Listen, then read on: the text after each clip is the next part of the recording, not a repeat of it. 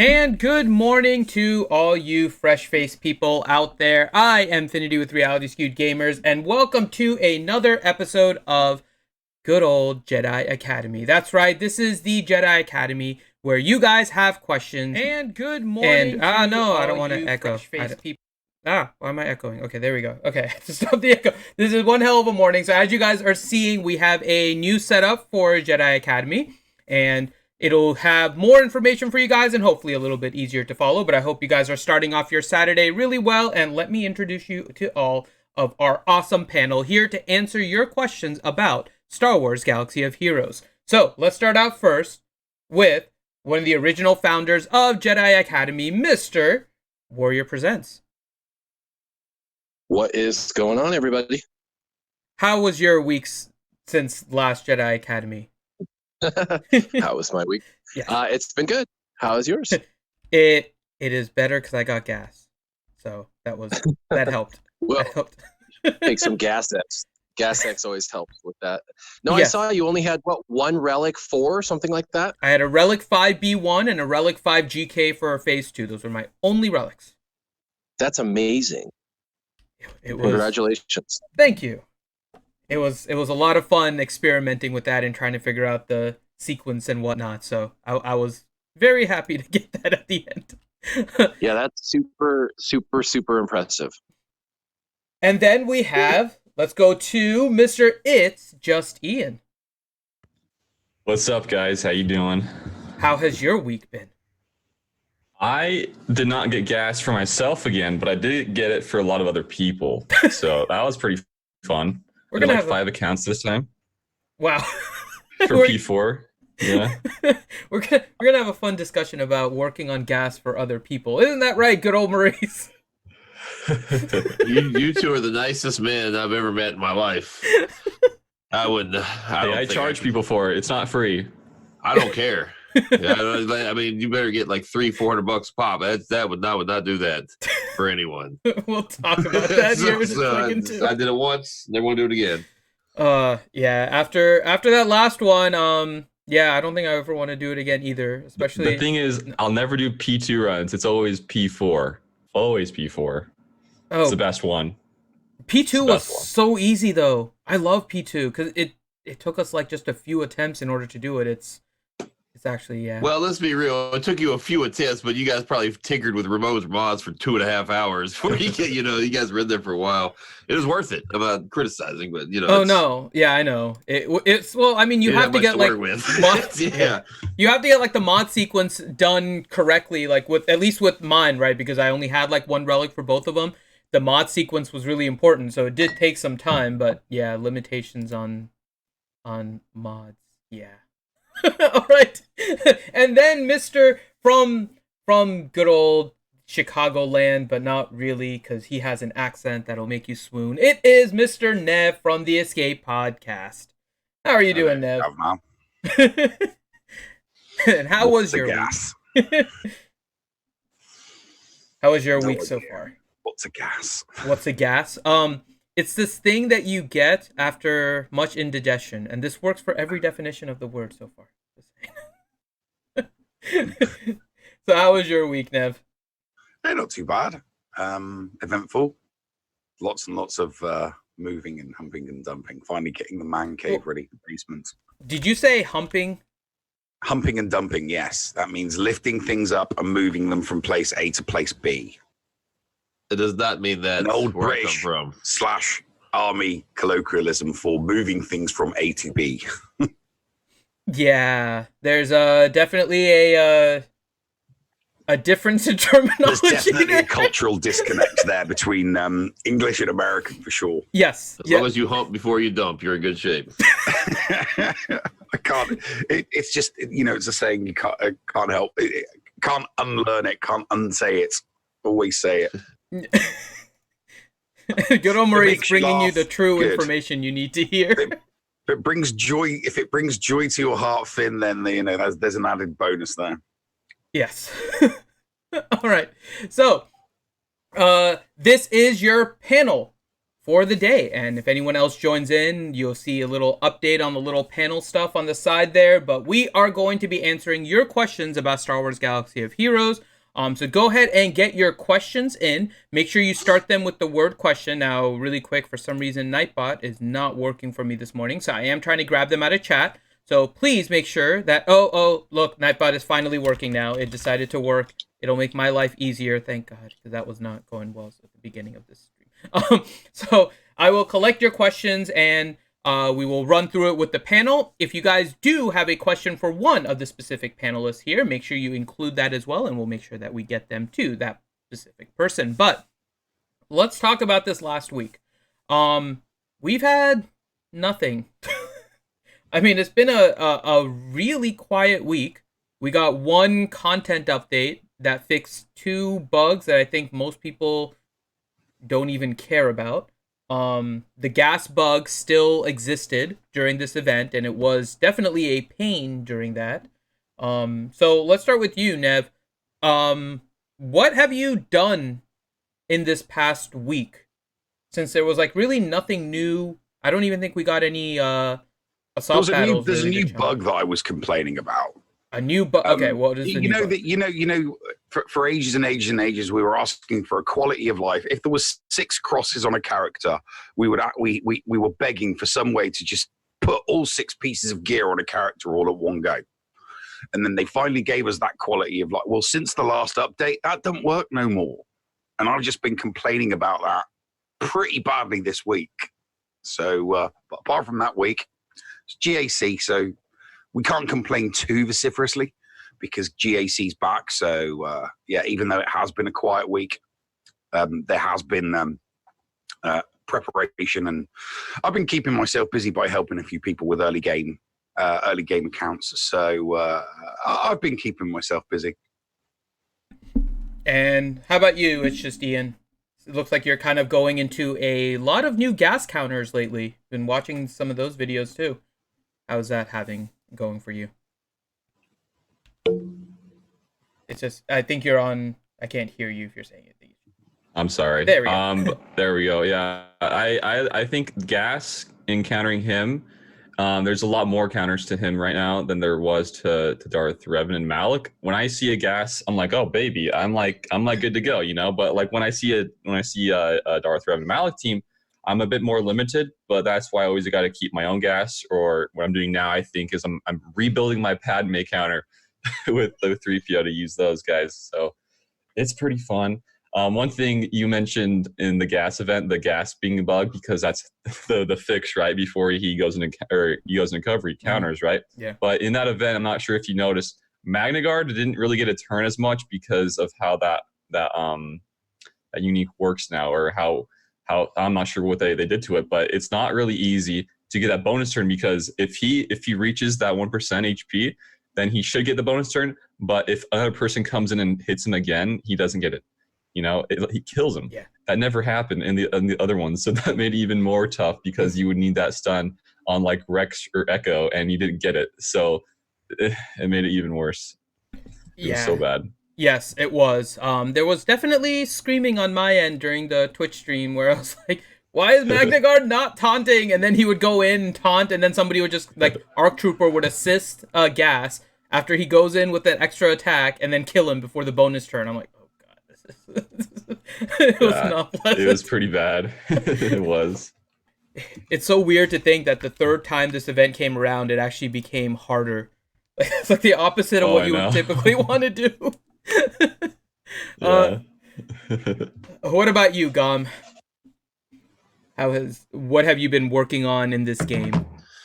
I built some really nasty things for Grand Arena, because you only place, it's such a crock of pooey. You have to place one less team now.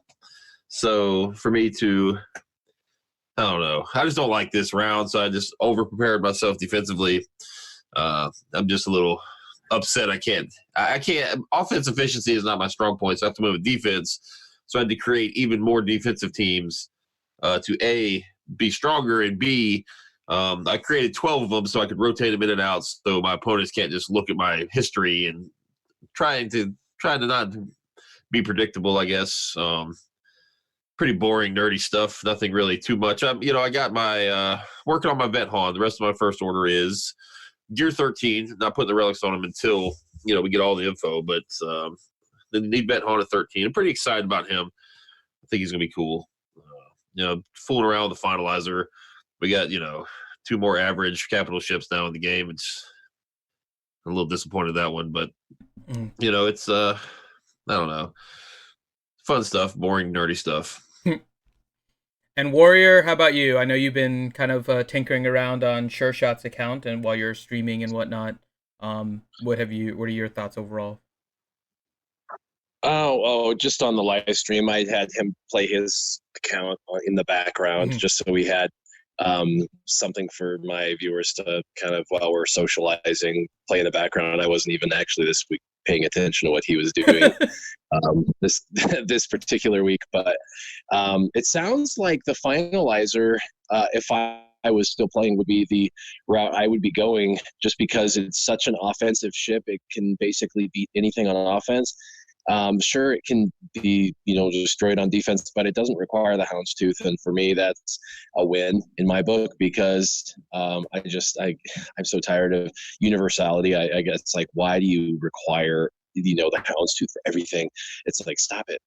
So for a team, plus I have always loved First Order. Over 2 years ago, when Ships 2.0 got kind of reworked and stuff, I remember using First Order and trying to convince people to work the First Order because those ships were fast. And I remember when Special Forces came out, trying to convince people how cool those ships were, and people were just like, nah, I don't buy it. And I remember taking Special Forces up when he first came out, and people were like, that's really stupid. And then not too long before I quit, just shortly before I quit, I had a special team that we were using in Grand Arena, and it's kind of funny, that was the whole thing where Team Instinct said I invented that team, but then later recanted and said no, that was their team. But they're like, that's the team you invented, remember? And then you leaked it, and then I was like, well, how could I leak it if it was mine? And I didn't know that you didn't want me to leak it. But anyway, so I love First Order. So I think that would be what I'd probably be digging into right now if I was still playing, would be the First Order, the finalizer, and all of that. But I think it'd be interesting to see the speeds at which the First Order would be going at. I mean, you got to keep in mind, everything is different at Relic 7, especially speeds and stuff, health and speeds, and ships, the RNG in ships, it's another world. I mean, you know how it is. It's like when you're on offense, it's one thing, but when you're on defense, inevitably the RNG is just like the worst. So I'd be interested to see how the finalizer works on defense when you go against somebody who has just a completely maxed out First Order squad, and if somebody actually knew ships and knew how to build one of the best defensive ship squads. Makes me want to build a defensive ship squad and play around with that, but again, fix your game. Yeah. There's nothing else to say besides fix your game. Yeah. All right. So make sure you guys are getting in your questions. Now, again, if you guys are here for the first time, welcome. This is Jedi Academy. This is a question and answer stream. So we are about to jump into the questions. You guys ask the questions. The panel here will answer all your questions. I am collecting them, and we'll start distributing the questions around. We go until about 12 p.m. Eastern time. So you want to get in your questions early to make sure that they are answered. So let's go ahead and jump into the questions. And I think first question for you, Warrior, will be from Jason Krulik. And Jason Krulik's question is, which characters or ships do you expect to be in the fourth grouping for the Galactic Legend Rey and the Galactic Legend Kylo? Trying to think of what's missing. I guess somebody else could jump in and help me out. I'm trying to think of what's left. What are we missing? Well, the capital ships for sure, right? We have the right. Radis and the Finalizer will probably be That'll be one of the them. that'll definitely be like the 13th item or whatever. But for characters, I mean, I can't think of anything else other than just fillers. I can't think of anything else that would be prerequisites. Anyone else on the panel have some ideas here? Because they did throw us a little bit of a curveball, right, with the introduction of the resistance tags coming up. We don't have it yet, but we have the note saying that we're going to get the resistance tags on the veteran smuggler Han and Chewie, and then they threw veteran smuggler Han as a requirement for Kylo. So that was Four more, right? so and that makes sense because that's Daddy, right? So it that is. Makes sense. So they would do that. I mean, they could throw in Leia and Luke, because technically Rey is a Skywalker. They could just throw those in there. Yikes. But do we need four more? In there. We would need 3 more for each if we assume that one of them is the capital ship. Oh, yeah. If we need 3 more, then it would be for the Resistance, the new Poe. It would be, what's her name? Gosh. Hang on. I got to go through my things. Vet Chewie, right? Vet Chewie he's going to probably be there. Because he's going to get the tag. And then I'm going to probably say a ship. Like, you're going to need a ship. Like Rose's new ship. Yeah. She's going to get a ship, man. I'm putting my money on it. So you're saying that they're going to introduce something new as a requirement for this? Okay. Oh, for sure. Oh, yeah. Because then, for example, on the light side, they have a chance of introducing someone like Zori Bliss, for example, if they were going to introduce like a new character, which could come up too. Yeah, I would definitely put money on them introducing something new for sure. They've already introduced a couple of new things, but they haven't introduced enough. In my opinion, they're pretty good about putting in some money stops, and relics are money stops for sure. But the characters that they've introduced recently, those are money stops. So they try to drop in a bunch of the things that you have to spend money on between the relics and the characters and all of this kind of stuff. So, but they're probably going to put in more because there's going to be people that are like, well, those characters are almost farmable, or they are farmable now, or you know what I mean. They waited too long, so now those characters are farmable, or they're about to be farmable, and then the relics, people are going to be like, well, now we're getting all the relic material through these new events, and I'm a hoarder and blah blah blah. And so they're going to want to drop something in last minute to kind of throw a wrench in those uber hoarders plans, something that you're going to have to drop hundreds of dollars on at the end if you're going to want to get that character. That's just how they operate. They require people to spend money if you want them to get whatever it is that you're going to want to get at the end. They're not going to want anyone to be able to just get these characters. I just can't believe we're in March, literally in March, and you guys still don't know the prerequisites to the characters. This is embarrassing.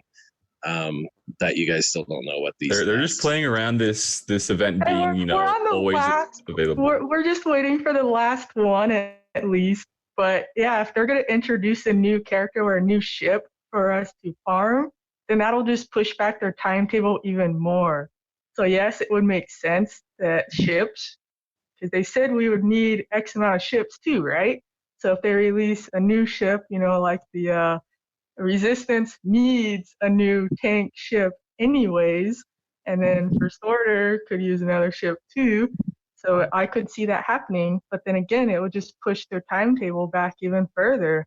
So I know, it's just crazy that they've drug it out this far. But like I said, we know they do that on purpose because they want everyone to invest a little, and then they release more prerequisites, and then invest a little bit more, and then more prerequisites, and then invest a little bit more. And the thing is there's that sunken fallacy, investment sunken fallacy philosophy where you invest so much, you're just like, I'm too far, I can't stop now. You're like, I can't put the wallet away. I must continue down this path. So but it's kind of crazy. They should have painted this picture a little earlier. It's one of those things you just want to know, just let us see the broader perspective. I mean, Q1, they did not release a in February, they did their Road Ahead, but the Road Ahead blog actually had nothing in it. I read it. It said, sorry, the Road Ahead blog in February isn't really a Road Ahead blog. We'll do another one in March. We'll do a better one in March since this one's kind of crap. And then they're going to do a better one in March, apparently, but for like quarter two. But it just, people like to know kind of what's to come, what's going on. So that's just part of the communication piece. People just kind of want to see, what are we doing here? What's going on? You can say the game's got a 6-year or 20-year life expectancy, but like just communicate what's going on the next 3 months. Like, help us out here, throw a bone. And let's not miss one of the big stories in what just happened. We have the addition of Miss Jedi Master Adastra. How are you doing, Jedi Master Adastra? I didn't expect you to ask me something. Well, I had to introduce you. You just jumped in here while we're in the middle of questions. I have to at least introduce you. I'm giving you a simple question. How are you doing? I'm doing good. Thank you. How about you? I am doing well. Okay, there we go. Glad to hear it. So we have introduced Adastra. So if you guys have questions for Adastra, make sure you include that as well. I've updated the panelist screen to show her. Okay. So let's go to. I like the new screen, by the way. That looks real nice. I'm trying. This is what I've been working on. I've been tinkering with it for a little while. Still a few things I want to add, but I figure this is a little better for everyone. All right. So let's go to It's Just Ian for our next question. And the question is from Nike. I believe it's pronounced Nike.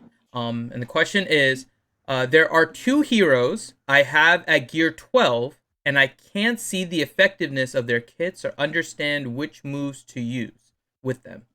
Tarkin and Droideka. How can I find uses for them? Dude, Droideka is like one of my favorites, dude. He's really, really good. He's a very powerful character, especially if you have that Zeta on him with the more evasion. And when he doesn't have, rather, I think it's the buffs, right? The damage mini buffs. And Tarkin, the other guy, he's a bit trickier to use. I guess it depends on like what stage of the game you're in. You could definitely use him with a Palpatine lead and do some good work there. Outside of that, no Palpatine, probably not going to get any use out of him. But I'm assuming you're a bit earlier. I don't know. But I love Droideka. I feel like you get a lot of uses out of him. I know there was the JTR counter to Revan, Jedi Revan, a lot of the droids. You toss him in there, he goes pretty quick, gets the buffs up, nobody can hit him, and then you can just work around the JKR team. And if you don't want to use him there, you can use him with like a standard Grievous team. It's very, very good. And Tarkin, he has a fleet, right? So, you get some use out of there. But, in characters, probably not as much unless you're going to plan using him under a Palpatine lead. So that's like my thoughts there, yeah. Okay.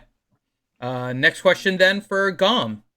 Gom, question to you from Bailrit Papichulo. And his question is, I want to run a Django lead Zam.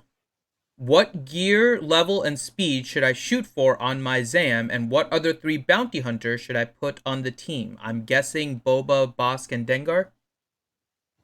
Yeah, Boba. Yeah, probably. You can actually... I think the gear level of your Zam is dependent on your speed and potency on her, right? She can be effective. If your team's super fast, she can get some of the bombs off, and you're not going to be able to hit her because she's so fast. There's a lot of ways you can clock the team. You want to hit all the debuffs you can, obviously. So, if your Zam's under geared and your Django is high geared, especially gear 13, Django's probably going to naturally go first, but you can kind of have try to keep your Django boss or Django, Boba, and Zam real close together. So there's go 1, 2, 3, and they all have AoEs. I'm not sure if Zam's counts when she lays the bombs as hitting a debuff or not. I usually lead with Zam, and then I go Boba and then Django. That's the way I ran the team for a little bit. I actually ran Zam lead. But then you got 1, 2, 3 characters that all have AoEs that all hit the debuffs, and you really activate that the payout quickly, his leadership. So that's a good one to do. Bosk, obviously, for taunt. If you have a really fast team, Offensively, I don't think you really need Boss for that team. You can use another character, preferably another debuff character. Dengar is definitely awesome. You want to use him, lots of debuffs. I'm trying to think, maybe Cad Bane's got a lot of debuffs, a stun, and his accuracy down on his basic. He's another good one. He's a double tapping character, so he can double tap these characters with debuffs for to activate that payout even quicker. So that's a good one. I am actually a big fan of Zam Wessel. It took me a long time to really figure out how to use her, but I like her leadership a lot. It's very, very good. So good luck to you on your Zam Wessel journey. I think you're gonna have some fun with it. I'll ask this question though, because he suggested the Django lead. Would you go with Django lead? I guess it depends on the team you're facing. Django lead is awesome. So I mean that's the leadership a lot of people, especially if you have the Zeta on it. If you already got the Zeta on the Django lead, I'd roll with that. The Zam lead is very good. You just need a very, very fast team. Zam lead you kind of need good mod depth for Zam lead. So if you don't have the best mods, I think Django is going to be better, give you the extra speed. I mean, the 30 speed is going to help out huge. So okay, yeah. There you go. So next question is from for you, Nev, and the question is from Apropos Wooen. It's a little bit of a fun question, then I'll give you a different one. So question is, has anyone checked on the devs or just CG in general to make sure they are all okay? I wouldn't want them to have slipped in the shower or something. So Nev, have you gone out of your way to check on CG? Well, I mean, aren't they all in Hawaii at the moment? Cubs interviewed CG Top Cash the other day. That's true. It looked like they were sunning it up in Hawaii. So maybe they're just, having a short break and they're just sitting on a beach, drinking pina coladas or something. I don't know. Yeah. It's funny. CG Top Cash is interviewing from Hawaii. Meanwhile, we get Fedora Hat and he's just in his bedroom. It's kind of weird. Okay. I'll give you another question here, Nev. Question from Ray Rock. He said, I just unlocked Watt this morning. Will his revive on Grievous trump over the Sith Empire Deathmark? No, I don't think. I've no experience with a Watt, but from what I've seen from theory crafting videos, what that is not the team you would use Watt going up against. You would use Watt for other teams. Correct me if I'm wrong there, Ian. On what is it, the revive? Yeah, the Watt revive versus you wouldn't use Watt against no, if Sith somebody Empire at all, would you? If somebody dies to a death mark, he can't revive. Yeah. That's the thing. Death mark stops revive, so it would do nothing. Like if Grievous dies to that death mark, you can't revive him. So you would, you'd use Watt as a counter against another team. You wouldn't use Watt in a team against Sith Empire, would you? I mean, you could use, well, not Watt with Grievous. I mean, you could use like the Grievous nuke. I mean, that's a great one. People have been using. But I probably wouldn't use Watt. I mean, I think Watt you should be using somewhere else anyways because he's way better against gas and other stuff. But I probably wouldn't use him versus Darth Revan's at least. Yeah. Yeah, 5-star, he's extremely vulnerable to AoEs too. You can hide behind whatever you want. At 5-star, he's going down. Like all the counters to these teams, I'll have some sort of AoE mechanic, and 5-star Watt just can't really sustain.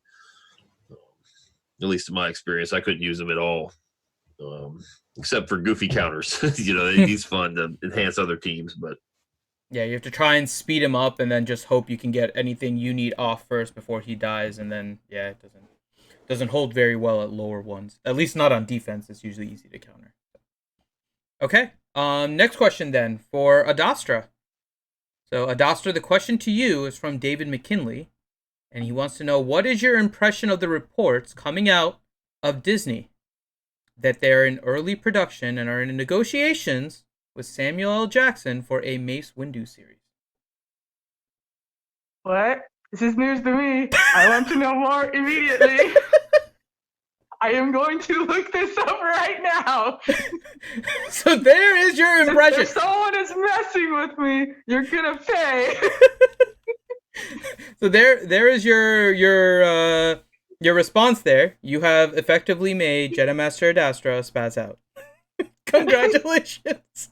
That'd be awesome, though, honestly. And then, along with their badass rework, cough, cough, it would be quite fitting to have an awesome series or anything that would give justice to Mace Windu. Because in the comics and the books, he's a very powerful, awesome Jedi there. So it'd be nice to see him actually kicking butt. So yeah, that'd be awesome. Like I said, I'm gonna look that up if someone's pulling my leg. No, he's not. There was already, I know, talk originally of Mace coming back with like a Kenobi series, and then they're talking about a little bit more as now they're getting into the Clone Wars for kind of a additional for Mace Windu.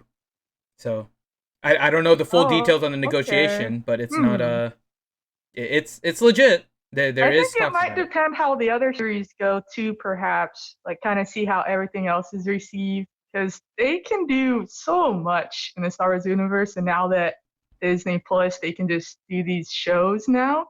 So that just opens up doors completely.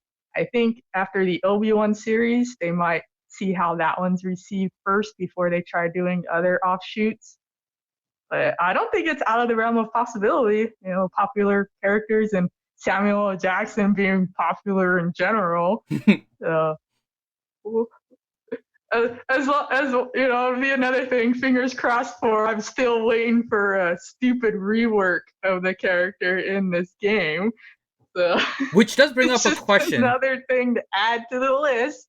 And there was a question, I believe, last week that we didn't get to you for. What did you think of the Lumi as the character of the month? Oh, I was super excited because I remember they also mentioned they still had more in mind for Clone Wars reworks, aka Mace. They have confirmed they'll rework him or give us a Mace. I don't know. But I was thinking we would get something, but again, with everything being pushed back, I don't know if it'll be this month now, getting the reworks or any touch-ups that we've been waiting for. Mace is just at the top of this long list. But I was hopeful, Lumi being a login is pretty random otherwise. So it's like there better be a connection here, people. Give us some of these reworks and touch-ups that a lot of us have been waiting for. And with the Clone Wars airing now, the latest season, it all lines up. So fingers crossed. Okay, we have given Adastra some hope and optimism this morning. So there we go. Optimism! Okay, so back to the top here for Warrior. Question to you from Riverboy12. He says, a year ago or so, everyone got mad when squads or something new was added to GAC. Will everyone be mad when they add a second fleet to GAC or TW next month?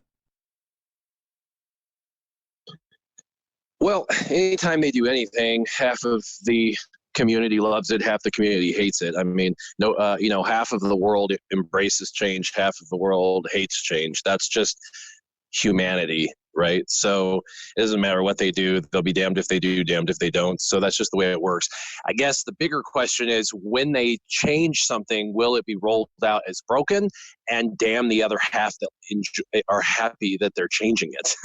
That's the problem. So a lot of times there's something they change and the half hate it, the half like it, and the half that like it when it rolls out broken are pissed off too. So, and then the whole community's angry because, the half that thought it was a great idea are just mad because it's broken as well. So it's all a matter of how they're going to roll it out and stuff. And the issue is the coding for the game is the best way to describe it in their own words is spaghetti, coding. And so, yeah, I mean, if they go and change something in the game internally like that, it's just a matter of whether it gets rolled out efficiently or inefficiently. And after years of inefficiency, I worry for the future of any kind of changes for the game as far as the rollouts. So, here's to the changes going off without a hitch. I'm holding my thumb up. I mean, I would also say we need to be careful about, for this question in particular, right, with regards to the fleet. They've added 2 capital ships. We're still short on a lot of just regular ships in order to field all of the capital ships as actual teams, right? Yeah, So it feels a little and too they got early kinda, for that second one. yeah, and they got kind of, I hate to use this word, it doesn't come across derogatory, but lazy. They didn't just like, it's not quality. It's not like they said, hey, we're going to take our time over the next year and build out fleets. Like they were just like, we want to do this ship, Malevolence. What do we have? Well, we've got the old Geo ships. Those will do all right. Well, let's do some other ships. Okay, well, we'll bring in a couple of freaking robot ships. Well, we don't have any, crew members for it. Well, screw it. Let's just not do crew members. Like, we'll just bring out crewless ships. Okay, whatever. So they threw out a couple of crewless ships. That works. It's fine. Whatever. And then, they're like, well, let's bring out some more ships because we need more ships. So they bring out some more ships, and they're like, what are we going to do with them? Well, we'll just use the old ships. Well, there's not enough old ships. We'll just throw random ass ships in with those ships and say they're synergistic with these 3 ships. Well, those ships don't even make sense. Don't worry about it. We'll just say they do. You know what I mean? Like, if you look at the synergistic board they built for each of those, like if you actually look, it's like, why is the Houndtooth on that literal board on all of them with other random ships? Like the Finalizer has 3 ships that aren't even first order that are in that synergistic board. And the reason is because they didn't take the time to build a synergistic team, whereas every other time they've ever done a ship, they took the time to build 6 or 7 ships or have 6 or 7 ships built over time to go with the capital ship to do it right. In fact, every ship had 7 or more ships for that particular capital ship, so you could build out an entire fleet for that particular capital ship. And at this point, they're just like, they got 3 or 4. It's sufficient. They can do the front 3. That's good enough. And that's a shame, because for someone who loves ships, which I do, that would frustrate the hell out of me that you can only have synergy in your front 3, and then that's it. And then the back, the ones coming in from the back, you might get 1 that comes in off the back line that has synergy, and then the rest is just kind of trash. It's just too bad. Can you imagine how much of a nightmare it would be if it was still the ships before Ships 2.0 version? Because you used to have to start with 5. And then you'd have reinforcements. That is still my theory as to why they reduced the number of ships in the starting one, is because they couldn't keep up with ships, and requiring 9 per capital ship was too much for them, and they brought it down to 7. But because I still think ships was better with 5 versus 3. I mean, gotten used to 3 now, but I still think it was better with 5. And I liked it when it was 5, yeah. I mean, I didn't really see the reason for them to change it. It didn't seem to make any sense, except for exactly what you're saying, Nev. It's to make it easier to try and field all these teams for capital ships. But they're still very slow on producing the regular ships, right? So it's still not going in the direction. It's kind of Warrior mentioned, like it's still not. So it doing eased the burden. Going from 5 to 3 eased the burden for them to produce ships. And when we talked internally about it, they said it would help us when we bring out more capital ships, that it would help us. We wouldn't have to produce as many ships. We could produce fewer ships and then go farther, and that will help, because then we can focus on, instead of being overwhelmed and having to produce as many ships, we can produce less and go further. And that makes sense. But they didn't really produce any. I mean, they've produced, you can count on one hand how many ships they've produced in 2 years that are not capital ships. That's horrible. Literally, on one hand, you can tell, you can figure out how many ships on one hand they've produced that are not capital ships in 2 years that are not capital ships. That's not good. I mean, that's an entire game mode that produces crystals, nearly as many crystals as main arena, and that's a major flaw in my opinion. Be should have, if they were going to bring in 40 characters into a game mode, in 2 years, they should be bringing in 40 ships, or 30 or 25. They should be bringing in, something similar, 20 maybe, and 15. Come on, it shouldn't be that they're bringing in 5, or 4. So anyway, I just think that they don't put enough energy or effort into it. And ships are honestly an easier game build than the character kits. They're significantly simpler on the backside build for them. So I just don't know why they didn't spend more time. I just think the development team cares less about ships because the community cares less about them, and so because the community cares less, they care less, and so that's kind of where it goes. But it's just a shame because it's like the game mode was built, so it's kind of wasted at this point. Yeah. Okay. It's just Ian looks like he had maybe a connection issue or something, so we'll come back to the questions for him, and then we'll go to good old Maurice now. So, Gom, question to you from Balered Papichulo. Question is, what is the best team to fight a new lead separatist efficiently? Every time I have tried, extortion has destroyed my banner count, even if I am way overkill. Well, that's why the Newt team's so good. It is good at like just stealing banners. You can use, depending on the composition, like minor tweaks to the team make certain teams less effective. I find the Geos to be pretty good against those teams. You can you got a couple cleanses, you got some nice healing going on. You can kind of keep your protection and your health up. I like Geos. I like Night Sisters. The Towson lead pretty much works on anything Newt related, but you're not going to get more than 55 banners. You are going to lose protection, probably on all 5 of your characters. But there's so much sustain there health wise that you get 55 banners out of it. Towson's been my go-to for Newt for a long time, if needed. Even with Nest, you can even get, if you got good Night Sisters, you can even get through Nest with them. Trying to think of some other ones. I really think some of these new Resistance characters will make Resistance very good. The Resistance hero Sven has a lot of sustain, a lot of healing. Holdo's got a little bit of healing. I think now that we got the vets, I think the Resistance are a good option now for the new teams. It's just a matter of putting the pieces together. Then of course all the way overpowered teams. The CLS is always good. We talked about what to do with Watt earlier. You can put Watt on a CLS team, counter a multitude of things, including Newt. Especially if you have real strong Han Solo, you can usually eliminate a Dooku almost immediately with Han and Chewie.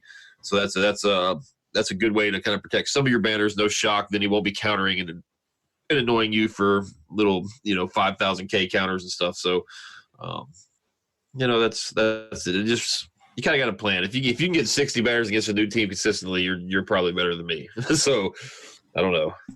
Those are what I use. Okay. Looks like Ian is back. Yeah, my internet took a fat dump. I'm sorry. That's what I figured. So did it hump first? Humped and then dumped. See, that's the way to do it, Nev. See? You see how that worked? Now, if only did it buy you dinner first, Ian? That's the key question. I don't think so, man. It did me dirty. I don't think it did. All right. Let's get to your question here. Okay. So question to you is from Fighting Drunk, and the question is, what do you think the next legendary journey confrontation character, etc., is going to be once we get Galactic Legends out of the way? Ooh, now we're talking, huh? Oh, man. Well, we're pretty much finishing up Clone Wars, right? So if it would be anything, it would be either Rebels or Mandalorian. And out of those two, which ones I would think? We already kind of have Rebels. They're not going to make this new Jedi Luke be a legendary. It's going to be Galactic Legends. I don't see anything else for the Empire. Maybe that could be Rebels. Same for the Rebels. So that goes to the Mandalorian. And I think the Mandalorian will be a legendary, I think. I mean, he's pretty dope. I think that would be like the next one, I would say. Whenever that is, that TV show. What is it? The second season's fall? Mm-hmm. Yeah, I'd shoot for that. Were you saying something, Nev? No, just the season two is in October on Disney Plus. Yeah. So far away still. Mm-hmm. Too far away. Too far. I may die the minute that Baby Yoda wears a Mandalorian helmet. I'm just saying that may destroy me permanently. Okay. They can at least drop us a trailer now. Or a teaser. Give us a 60-second teaser, anything. Okay. Let's go to Nev for the next question here. From What Else? By the way, the correct answer was Galactic Legend Luke. Come on. You're still very hopeful for that, aren't you? So I'm going to go Super Galactic Legendary Palpatine. And you're going to need both the Galactic Legend Ray and Kylo for it. That's where I'm going. Well, Right. nothing's more important than daddy's little girl. Mhm.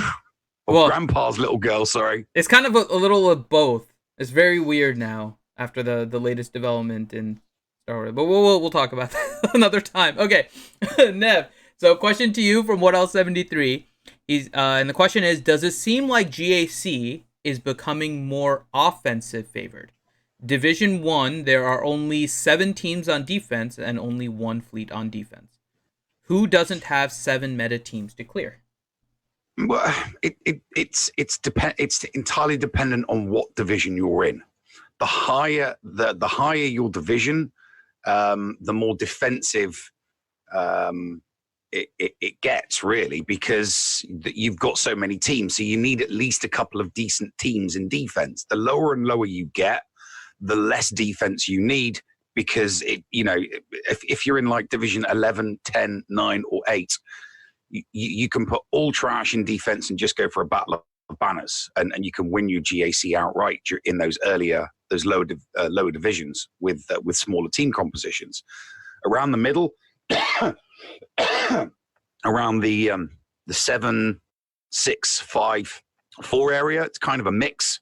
But then from 3, I don't know. I have no experience from 2 or 1, but I mean, my main account is in 3, and I have to take care and put at least some decent defensive teams out, because if I don't, I'm not gonna. I mean, I'll get the full clear, but I'm not gonna out-banner my opponent. So I need to be thinking about teams that aren't necessarily gonna hold for a defense, but at least strip my opponent's offense of some protection and some health, so that I can, beat them on banners.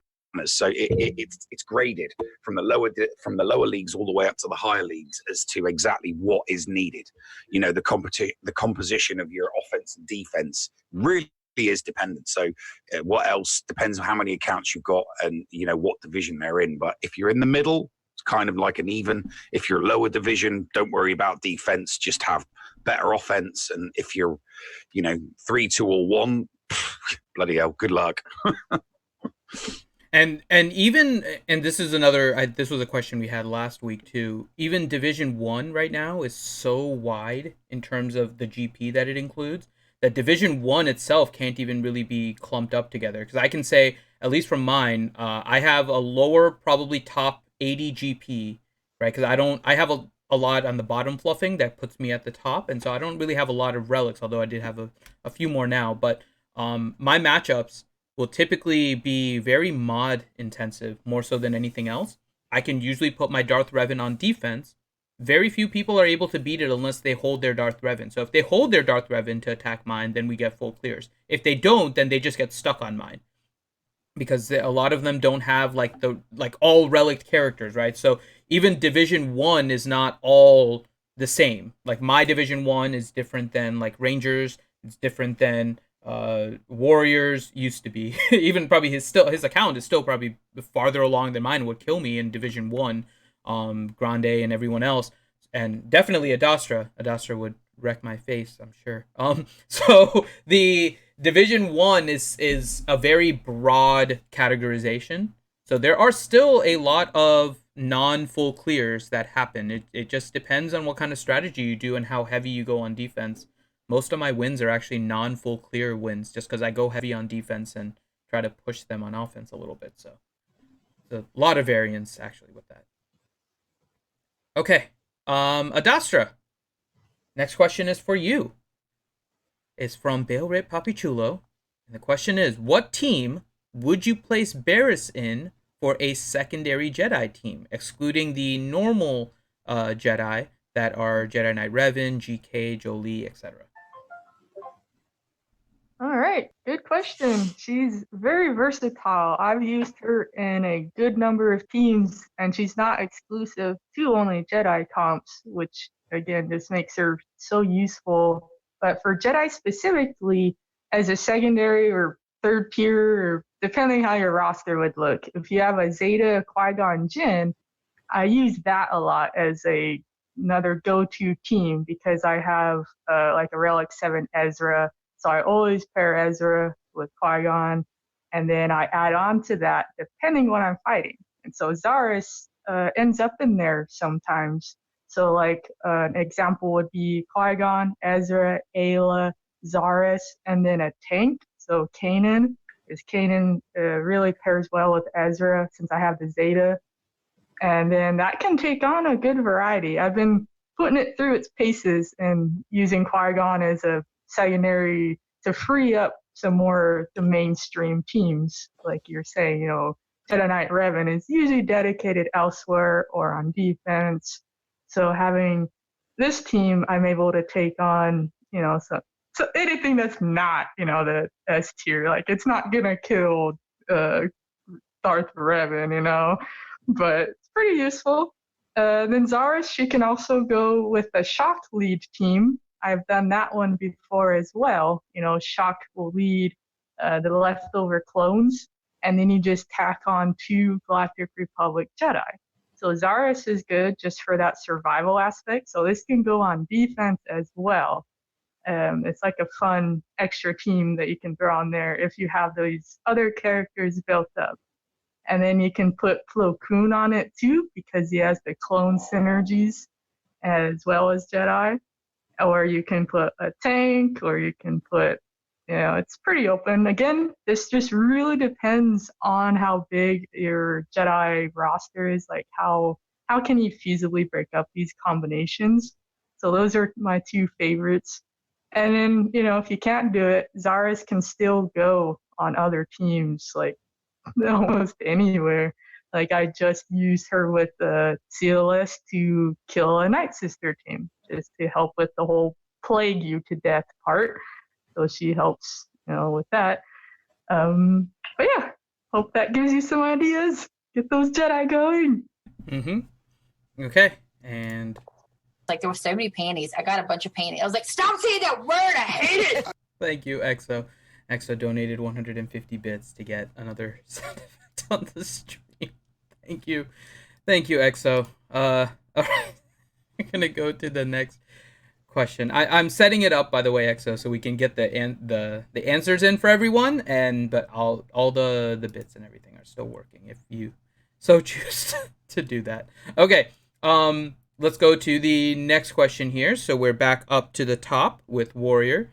And Warrior, the question for you from Curtis Arnett is, how seriously do you consider secondaries that are not speed or offense when deciding to upgrade or slice a mod? Well, secondaries are critical because secondaries are probably the most important part of a mod.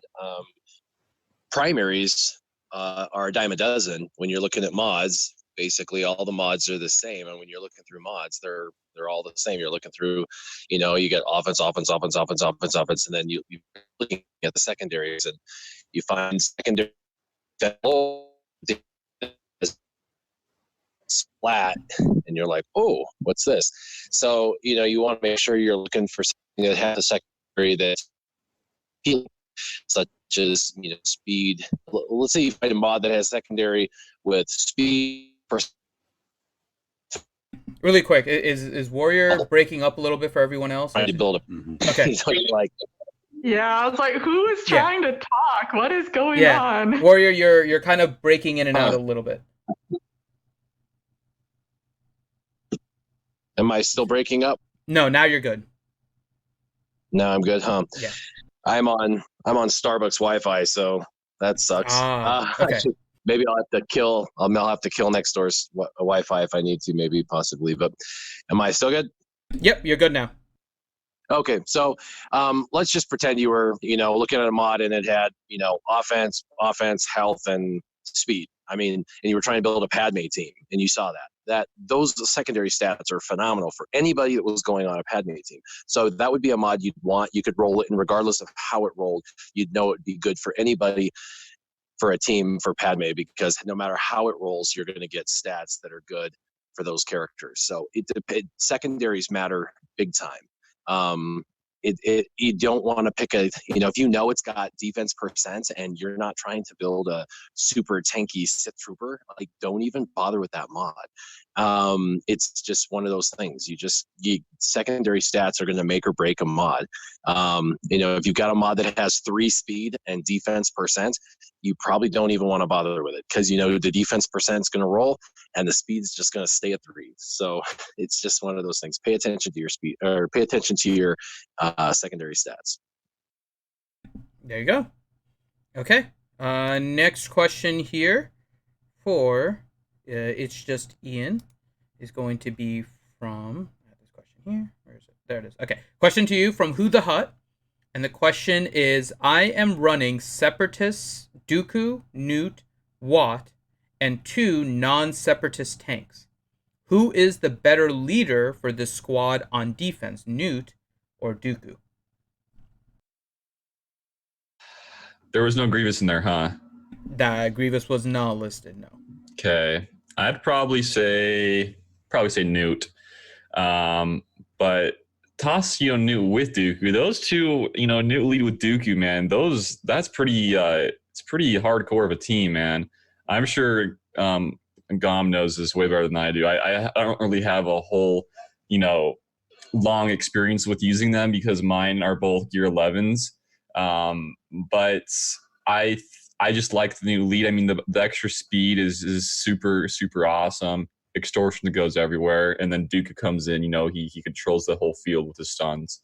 But yeah, I bet Gom knows like the best like turn order and how to set it all up. I think he told me a little bit ago like to make Newt faster, a little bit faster than Dooku, like 1 speed faster than Dooku, and then Dooku uses his Makashi with the stealth, and then you can just cycle some fast extortions going everywhere. But it's really fun. I like the team. It's never really gotten me a whole lot of holds because mine's only Gear 11. But I mean, yeah, you toss those 2 in with like a tank. Like I think people like riding Droideka there too. I mean, that's pretty solid.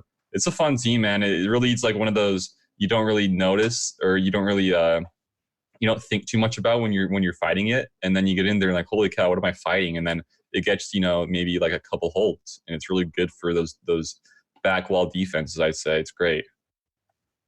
So yeah, I go Newt lead. There you go. And then to the last question, we had the question about Newt lead being a pain on defense, right? Because he basically makes it so he just steals banners. So all that combined, anything banner stealing is great for defenses. Yes. Yeah. Okay. AOE's, dude. AOE's are garbage. Yeah. Mm-hmm. All right. Next question for you, good old Maurice. Question from Balerit Papichulo. Question: I have Kylo Ren unmasked at Gear 11 7-star, Executioner at Gear 11 7-star, First Order Officer is Gear 1 7-star, Kylo Ren Masked is Gear 9 5-star, and FOTP is Gear 11 7-star. What would be your recommendation to get my First Order fixed up? Oh, well, you got Executioner. That's good. I mean, if your First Order Officer is if we're completely taking Galactic Legend Kylo out of the equation, I think you could go First Order Stormtrooper's kind of a tough farm, and so is Sith Trooper. Sith Trooper's awesome. I know he's a long way away for a lot of people, but he's a really good one. I guess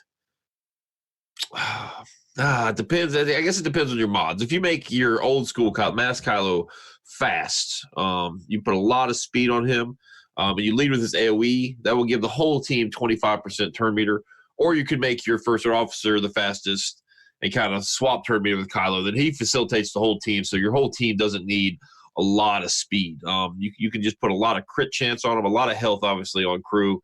The higher you take him gear-wise and even into relics, I think you'll see much more benefit there. But you can just basically try to lead with your Kylo, whether you have to feed turn meter from First Officer or just make Kylo the fastest. I think that's the most mod-efficient way to do it. Because then once they go, they get the 25% turn meter, right? The whole team. First Executioner will give you 10% more. So that you got a lot of, once you get the train rolling, it's if they're critting, they're not stopping. So I know Crew is a tank, but Crew is a character that you probably want a lot of crit chance on because he's countering it every time he counters and crits. He'll get more turn meter. They have crit damage bonus with that Crew lead. So maybe go that route, or you could just go the super fast first order officer and just keep feeding executioner, but that one won't fuel nearly as much turn meter. You're basically looking for the way to utilize the most turn meter you can without trying to go too heavy into your speed secondaries, because they're obviously not your A or B or maybe even a C team. But and on that, really quick, he wanted to clarify because he had typoed. His officer is actually gear 11, not 1. Well, you got the team then. First order TIE pilot is going to be a little underwhelming, I think, of that team. He's much better with a Phasma or Huxley, but you've got the ships, so you're gonna need to use him. You are going to probably want to look to replace him if you're able with maybe first order TIE pilot, Sith Trooper. If you have the means to farm him, I would go ahead and get him started. He works great on all first order teams. He works great on all Sith teams. He's a really good utility character. So maybe get to work on him. He does take Kairos though, so buyer beware there. So yeah, just have your first order TIE pilot just kind of hard hitting. Just have him hit really, really hard. It's really tough to make him fast or durable, so just focus on what he does best and make him hit like a truck. So yeah, if you want to message me on Discord, I can give you a little better answer, kind of show you some of what I do. So I love the first order. There you go. Yeah. So next question is going to be for Nev. And Nev, this question from Aparingo is, do you think that since they're asking potentially for a 7-star capital ship, does that automatically mean that since they're asking for the rest of the ships to be 7-star of the faction, that the last tier of the requirements for the Galactic Legends will be tunes instead of ships? I mean, that would make logical sense, but we're talking about EA and CG here, and logic, reason, and doesn't enter into it sometimes, especially when they put subject to change at the end of some of their forum posts. We all know what subject to change really means. So, I mean, we know that it's going to be ships of some kind. Capital ships, we really don't know, because the way that they've rolled these most recent ships out, with the capitals, we know that the Finalizer and Radis don't have full squads, so we really don't know. I'd love to speculate, but I'm not the king of speculation. That would be Thaddeus from Going Nerdy. So all we know is it's ships. That's it. That we really know nothing else. And any speculation is probably going to get blown out of the water unless they start dropping First Order and Resistance marquee ships left, right, and center, which is a possibility. I mean, we're only at the start of March. They could drop a bunch of them. I mean, there's the bomber from Resistance, that ridiculously stupid ship from Episode 8 that goes really slow, even though it's small. So they could drop that, which means they could drop Rose Tico's ship. Rose Tico's sister's, into the game as a character to pilot that ship. Mm-hmm. Which would have a pretty sweet finishing move, where she just blows everything up. But apart from that, it's, they could just throw some generic rebel type ships in there with some generic resistance ships in there with some generic resistance characters, just like Resistance Pilot.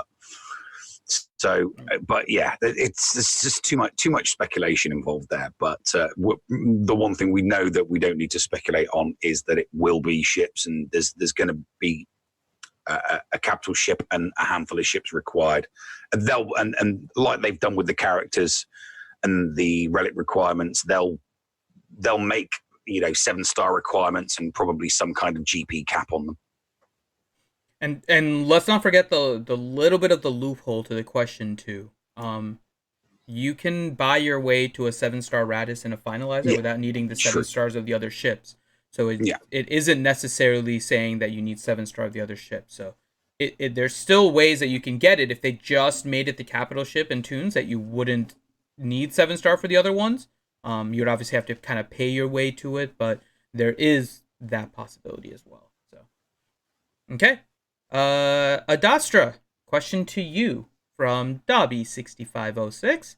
Question is, for Dark Side GOTB, the Phase 4 Dooku Special Mission, what is the best comp and minimum gear levels to complete, and is it worth it to clear just one wave? Minimum gear levels. Gear 13 plus? I mean, it's a pretty brutal mission. I mean, there's people, I mean, I've been able to attempt it quite a few times, right? And a lot of people have, we have freaking relics, 7 stuff, relic, everything's relic, and you still get destroyed depending on the comp you end up going against. So it is, I don't know how they tuned this mission. Like, it is not, it's really, really tough. Like, I think it's rare for people to get 2 out of 2 on it, honestly. I mean, you go in with the expectation of just hoping, can I get 1 out of 2? Because the points are so good. Like, if you can get 1 out of 2, it's worth it versus, the other completions where you can use anything. But that being said, like, if you have really good Geonosians, then that's a viable comp right there. That you can actually, if they're relicked up, they can survive the onslaught, and you can hopefully complete 1 out of 2. Again, it's you will need, joking aside, you will need Gear 13s to have a chance at this. It's just because you're going to either face if you face the clone contingent, the clone enemy comp, it's a bit harder. So that one, you just hope you can survive, which again, that's where like the Geos can have a chance for it. But more popular ones are if you have a Zeta Droideka, that's usually pretty handy in there because you can, or she, whatever you want to call it, can destroy and put up some damage because again, you're just trying to burst through.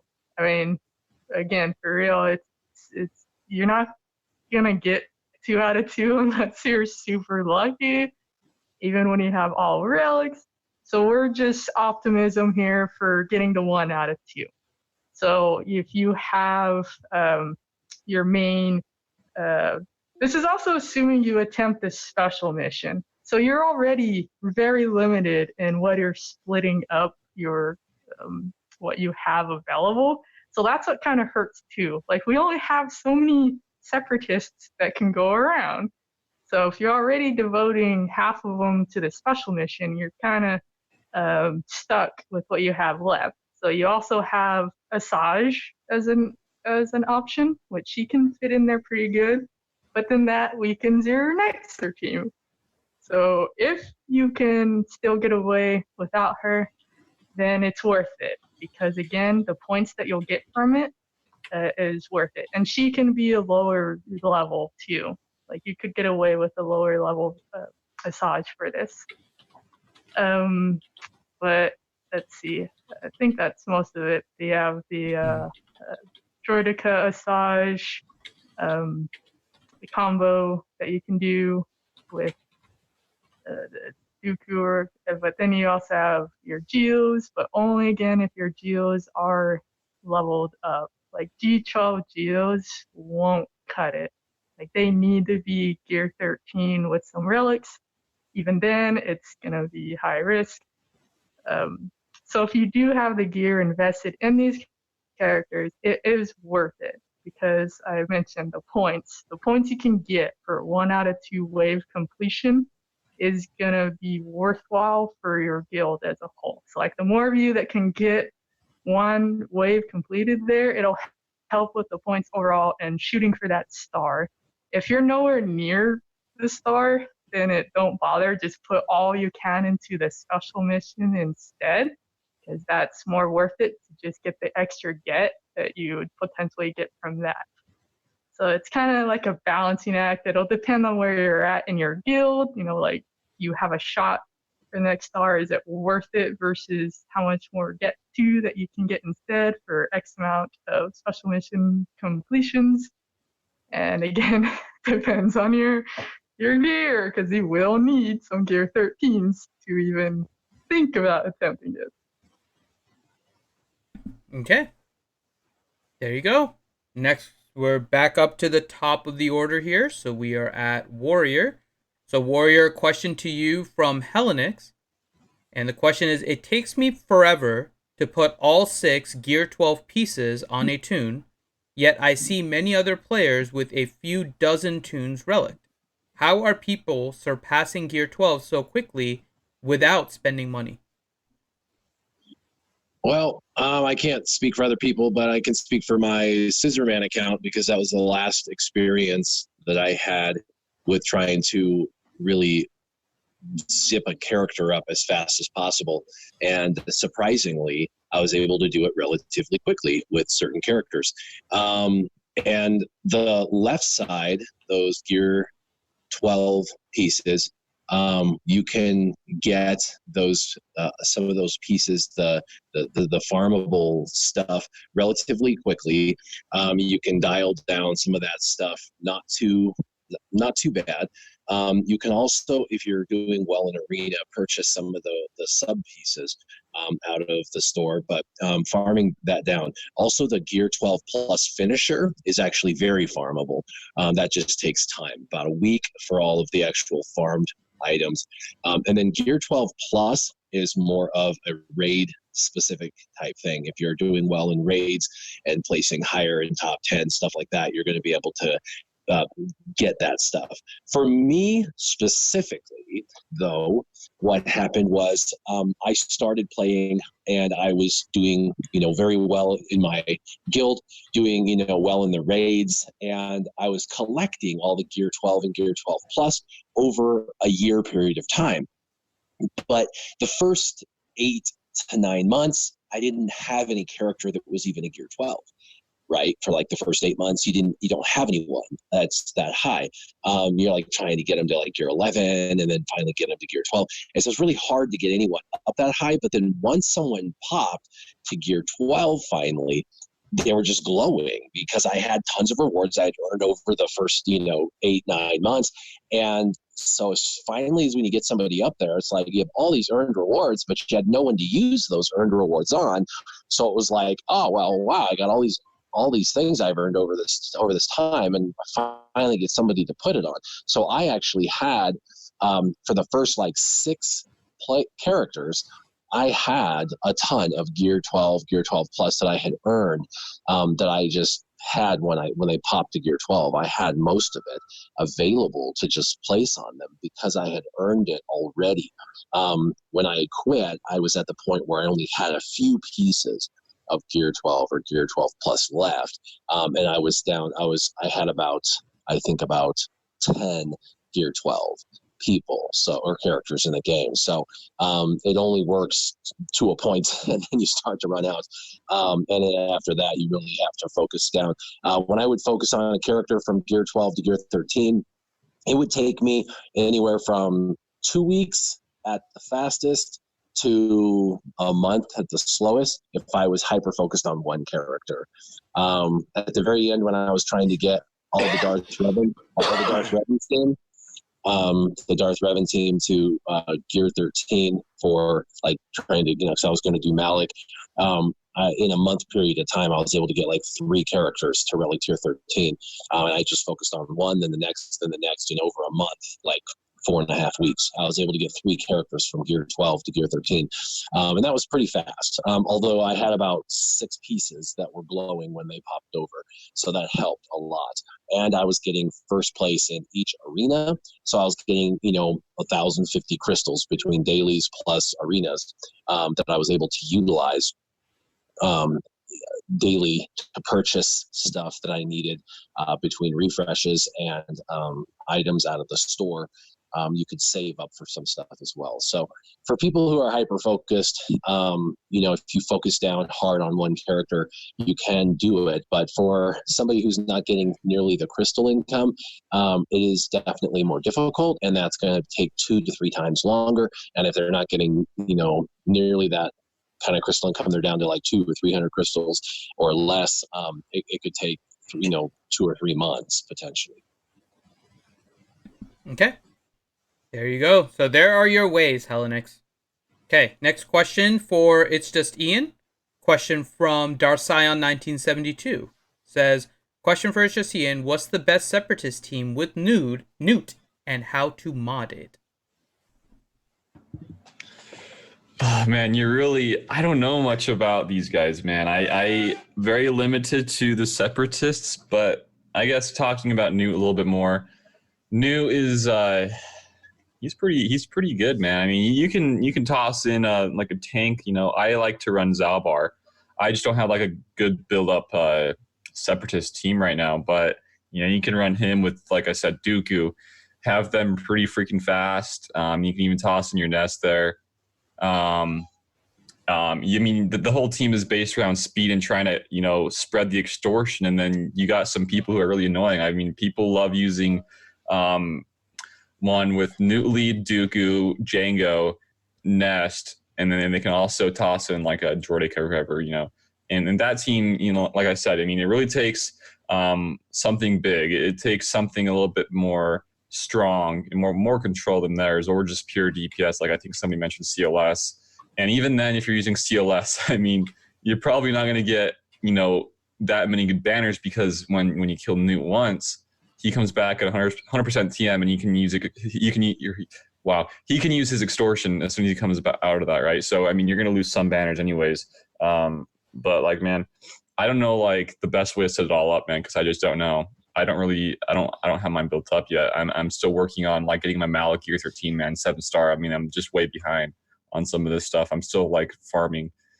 But yeah, I think Newt's he's pretty good. I think everybody should probably try to build one somewhat. Mm-hmm. Yeah. He is definitely a fun Separatist lead to kind of play around with. That's one of them that I'm working on too, so. Okay. Yeah, it's awesome. I slept on it for a while, but as soon as you give him that Zeta, it just transformed the entire team. And I'm like, this team is so much fun. Why did I wait so long to do this? And it's been a Grand Arena staple. It's like you're saying, it's great banner drains. It's very speed-based. Like if you have a fast Newt and Dooku, it's just, you're taking away banners most likely. It's pretty good. Okay. And I think you kind of commented on before on the speed order. If you have Newt as your fastest with Dooku right behind it, that's the ideal setup. And it's usually pretty feasible because of the high base speeds that you can get that turn order pretty easily without having to really slow them down to make sure Dooku is behind Newt, because they both have such a high base speed. And then just make sure your Dooku has potency so he can do his thing. Very with the Philly Rock and the stuns. And sometimes you can get people to try different things against it, depending on what the rest of your comp is. Like you were saying, you put Zalbar in there, like other tanks. So yeah, Zalbar's pretty good. I use him with like right now, my team, I don't expect it to get many holds right now because I don't have everything built up. I don't have the Zeta on Newt, even though I should. But I don't like Car Fleet at all, so I use Mission with Zalbar, then Dooku, and then I even toss in the Stormtrooper Han there. I mean, it's really just kind of about making sure that Newt goes and tries to do some extortion and then, proc some banners, yoink some banners from them before they all die, just losing some banners. Oh, nice. Yeah, that's exactly a good setup there to have the tank build. And you need the Zeta. Oh my gosh. Come on. Hey, I'll probably get it soon enough. I got to get him Gear 12 still. I just am hoarding so much right now. I mean, he needs like, 2 stun guns to get him Gear 12? I mean, it's just not very, I don't know. It's not very attractive to me. Yeah, it's worth it though, because then you could get that speed even more so. And then, but yeah, that's a great example of a non-full Separatist team that can definitely get holds or drain banners for that reason. And then the full Separatist one that I've been having fun with is I have a Relic 7 Django, so I like putting him with that because it's like, if he's not taken care of, he's going to destroy something. And then you have, Droideka, if you don't use her with Grievous, she's great with Newt for that reason too, that if left unchecked, can potentially one-shot something. So yeah, the Newt lead, it has a lot of potential. So it's very fun. There has been a lot of Newt talk today. It's very interesting. It's like I was gonna say, like, this is new fan day. Like, woo! And there was nothing, so it's like when there's nothing else going on, let's talk about Newt. And I hope you guys all realize it's very viable too. And all you need is speed, like everything else. But you know what's gonna happen, right? We're talking about Newt and how good he is. The next step is that CG is gonna hear this and then nerf him again. For like what, his 8th nerf in this game so far? Like that's that's the next step that's coming. I know he's finally good. Leave him alone. Like, stop it. All right. So Gom, question to you from Bones Jones 159. And the question is, what are some tips to farm Holdo's ship? How many refreshes should we be doing, keeping in mind I'm also farming Finn as well? Holdo's ship? Yeah, the Radis. I mean, it comes around, once, twice a month? Mm-hmm. Do they announce, I missed them, do they announce where it's going to be released farmable or something? Well, I think the question, and Bones Jones can correct me, I think a lot of people are trying to figure out if they should do the refreshes of the event, if they should be trying to buy some of the packs, like how quickly do they need to do it, and it sounds like there's up to 19 refreshes I've seen for the Radis event, right, when it comes back. So how many should they be doing if they're trying to get everything ready for Galactic Legend Ray? Well, when I was doing the finalizer, I think I did the bonus tier maybe 3 times or so because it was only 999 crystals opposed to the 1250 of the packs. I didn't really need the material, the other little laughable amount of materials you get in the pack. So I mean, if you guys have the ship credits and you have like prestige stored up, I mean, it's definitely better to just refresh the event. Of course, if you have the few minutes to play it over and over and over again. So you gotta save yourself 251 crystals there. But I'm real hesitant to try to tell people to basically buy the ship. I think it's going to be a requirement for the final phase. That's just me speculating. I don't know for sure, right? Like it's just like I'd hate for me to be like, yes, buy the ship, and then we don't need it. I guess a lot depends. You said you're farming Resistance Hero Finn as well. I mean, if your Resistance Hero Finn is 4 or 5 star, then you're obviously not going to need the Radis. You're not going to be able to access the final tier of whatever it's going to be. I don't really know how to answer this question. I guess I don't really know what he's asking. I guess should you buy the ship? Well, would you recommend doing the refreshes? I guess is the first part. Yes and no, but. Yeah, I'm a little kind of like they did with Townsend and a couple other characters. You can only get them from this event, then all of a sudden they change their mind and put it on a farmable node. So I'd hate for you guys to burn through 1,000 crystals every time it comes around, only to have it in the fleet store, maybe the get currency. I'm not entirely certain these ships aren't going to be obtainable another way. I think if you had all the other prerequisites ready to go, then maybe you could refresh it an extra time or two to speed it up. But if you're behind on the other stuff, I wouldn't go too nutso on it. Both of these ships work okay at lower star. The Radis and the Finalizer, they're both semi-effective at lower star levels. So I don't know. No, that's a tough one. I don't. I'm always uncomfortable with the questions of should people spend money. I don't. Yeah. I'm always real hesitant with those. And yeah, and it's understandable there. There's also, I'm gonna just point this out, that it's also a little bit curious, the cadence that they've released Radis and Finalizer so far. Because initially they said it would be here like 1 to 2 times a month, right? Which I think to most people figured that it's a neighborhood of returning every 3 to 4 weeks. But we saw it come back every 2 weeks, which actually puts it to about 2 to 3 times. So the question is, are they going to keep it 2 times for now and then increase it later to really make it come down to that once a month? Because if they do it every 2 weeks, we're never going to see it just once a month. Unless it came in right at the beginning or right at the end of a month or something like that. So that's a little worry on my end too, in terms of what the cadence is going to be for these. So if you get 10 shards from the bonus tier, I think. So what's that? 8.5 months to 7 star from where we have it, right? Mm-hmm. Is that about right? 20 shards a month. It'll be more than that. More than that, yeah. Because we started out at 4 star. 5, yeah. Mm-hmm. So you're looking about if this is the case, they don't plan on releasing it at all. I mean, you're looking probably roughly a year to get the ship finished. Yeah. If you refresh once every time, you cut it in half. So I mean, that's I guess. I think it comes down to if they're gonna go all out on this new event. If they're not, then there's like no point in even really bothering with spending money or spending your crystals. You know, it's just like for me, like I'm really going all in on Rey, so like it made sense for me to, because I don't have Lano's Falcon. I can't refresh it, so I just bought it all because I'm already spent on trying to get it unlocked and share with you all how it looks. But yeah, if you're not even really close and you're not certain that you're gonna get it, don't even bother. I mean, it's not even worth your time. Yeah. And even like right now, I mean, it's not even the complete fleet for the Radis, at least the finalizer is. But for the Radis, you're still missing another ship there. You're not missing it at all. You use Lando's Millennium Falcon and Houndstooth. Those are, I don't know. Those are the synergies. I need Rose's bomber. I need Rose's or something with Rose. I need her to give a ship, or Rose's sister's ship. I need another ship, a Rose Tico ship. That would be awesome. How much of a smack in the face would it be if they made Relic 5 Rose required, and then they bring in a bomber and bring in Paige, so Rose still has no ship at the end of this? Well, the way they've been doing the themes, the bombers are, it'd be an unpiloted ship again. Yeah. Each faction is probably going to end up with a pilotless ship.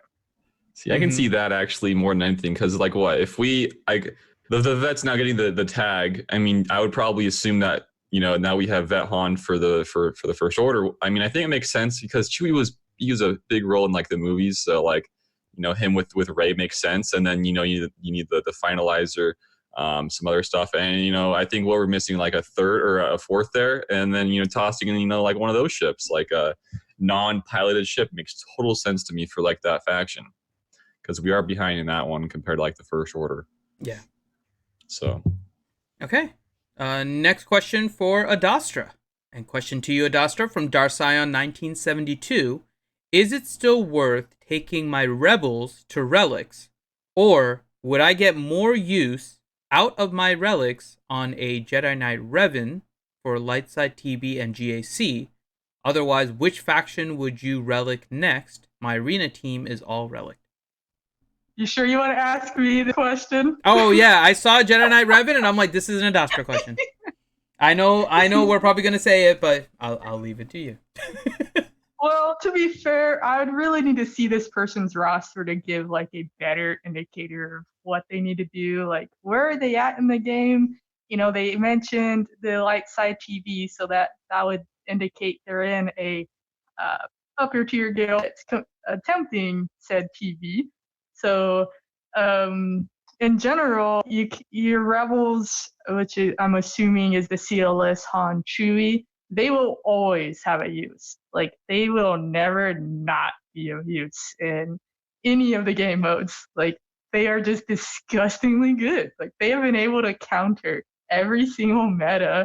They are useful in GA, TW, TV. So, again, though, I'm not sure where your team is in that regard. Like, if you're talking that you have, like, G9 rebels versus that you've already went in on your Jedi, because Jedi Knight Revan is also those top tier. It's useful in every game mode. It can defeat everything. And the light side TV, if you are working towards that, you will need Jedi. So you will absolutely need to put resources in it to stand a chance in those crazy missions, and it'll still be worth it because of GA and CW. So it's just, again, I to give you like a nice pinpointed answer, I would need to see what your main Jedi look like. Do you have the core team? Do you have the Zetas? What's your rebels? So it's kind of hard to, I mean, obviously just Jedi, I'm going to say, well, yeah, Jedi rules, so of course. But honestly, based on what I just said, see, I can be partial. So it just really depends where you're at. And, what faction next. It's also, are you, trying to get the new Galactic Legends? That's going to be the next excuse me, that's going to be the next big shift right there, is when these Galactic Legends finally drop. So if you are able to pursue that, that's good too, because they will be viable anywhere. Like at least according to CG, they're going to be plug and play. They're going to have these insane abilities, and they'll probably get nerfed or broke, or they'll break stuff. Something's going to happen. So again, I'm sorry, it just really depends where your roster is at to give you a nice, concise plan. But so I don't know if you want to message me on RSG. I'd be glad to look over and kind of help just to see where you're at, give you some advice if you want. Up to you. I hope you're headed in a good direction. It sounds like you are. There you go. So not only did you get a response, you got the ability to DM Adastra. I mean, this is just, yeah, there you go. And speaking of, I need to get going myself, actually. Okay, you have time for your fun questions here? Really quick? Oh, yes, bring it on. Bring on the Durgan question. Oh, yeah, I'll bring on the Durgan. There was one other one, though. Came from Ryloth Radio, and the question for Adastra is, how's life in a laid-back guild? Yes. I knew someone would mention this. For those I guess we'll just go right into this. I'm no longer in Wolfpack. For anyone that knew I was there, I have since gone to a different guild. And for me, it is more laid back because I was highly involved in Wolfpack. I was an officer. I did a lot of stuff. So, oddly enough, I am now in Team Instinct, which I did get some pretty fun DMs. Like, I thought you were going casual or taking a step back. And I was like, well, this is a step back for me because I no longer have to run anything. Like, I'm just there to do my part. I don't have to do a million things anymore. I'm not in charge of anything, which is also weird because I'm used to always being in charge of something. So we'll see how long I can, last. But it's been nice having that free time again. I'm making more videos. I'm in the process of making a cool Qui-Gon Jinn video, actually. We were talking about Qui-Gon earlier. I'm making a nice, analysis video of him that I'm going to try to get out within the next couple of days. And another exciting news is I now I have my own server. I took over the Jedi server. So I'm wanting to kind of revive, try to get it back. Nice. So I kind of revamped it a little bit, and I'm still planning to do more stuff. And then once I do actually get regular videos again, I can even have a little spot for me there to, put my videos and whatnot.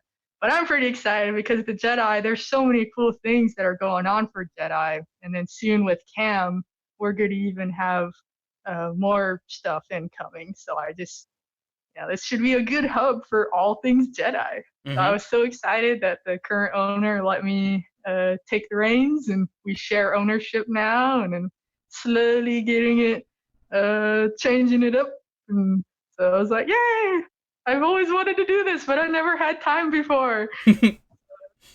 So things are and then different, your Durgan question. Good. Yep, I'll do. Now your Durgan question.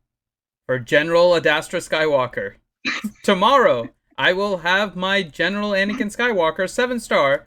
Would I be as good as you are then? No. There you go. Short and sweet. You knew the answer, Durgan. You know. I knew it too, but I wanted to hear it. You got more work to do if you want to be on my level. Come on. Oh, damn. There you go, Durgan. Smack down. All right. All right. So make sure you check out Adastra. The link is in the description of the YouTube video. Make sure you subscribe to her. Like she says, she's working on new videos and stuff. So if you haven't, make sure you check out her channel. And thank you for joining us this morning, Adastra. All right. Have a good one, everyone. Take care.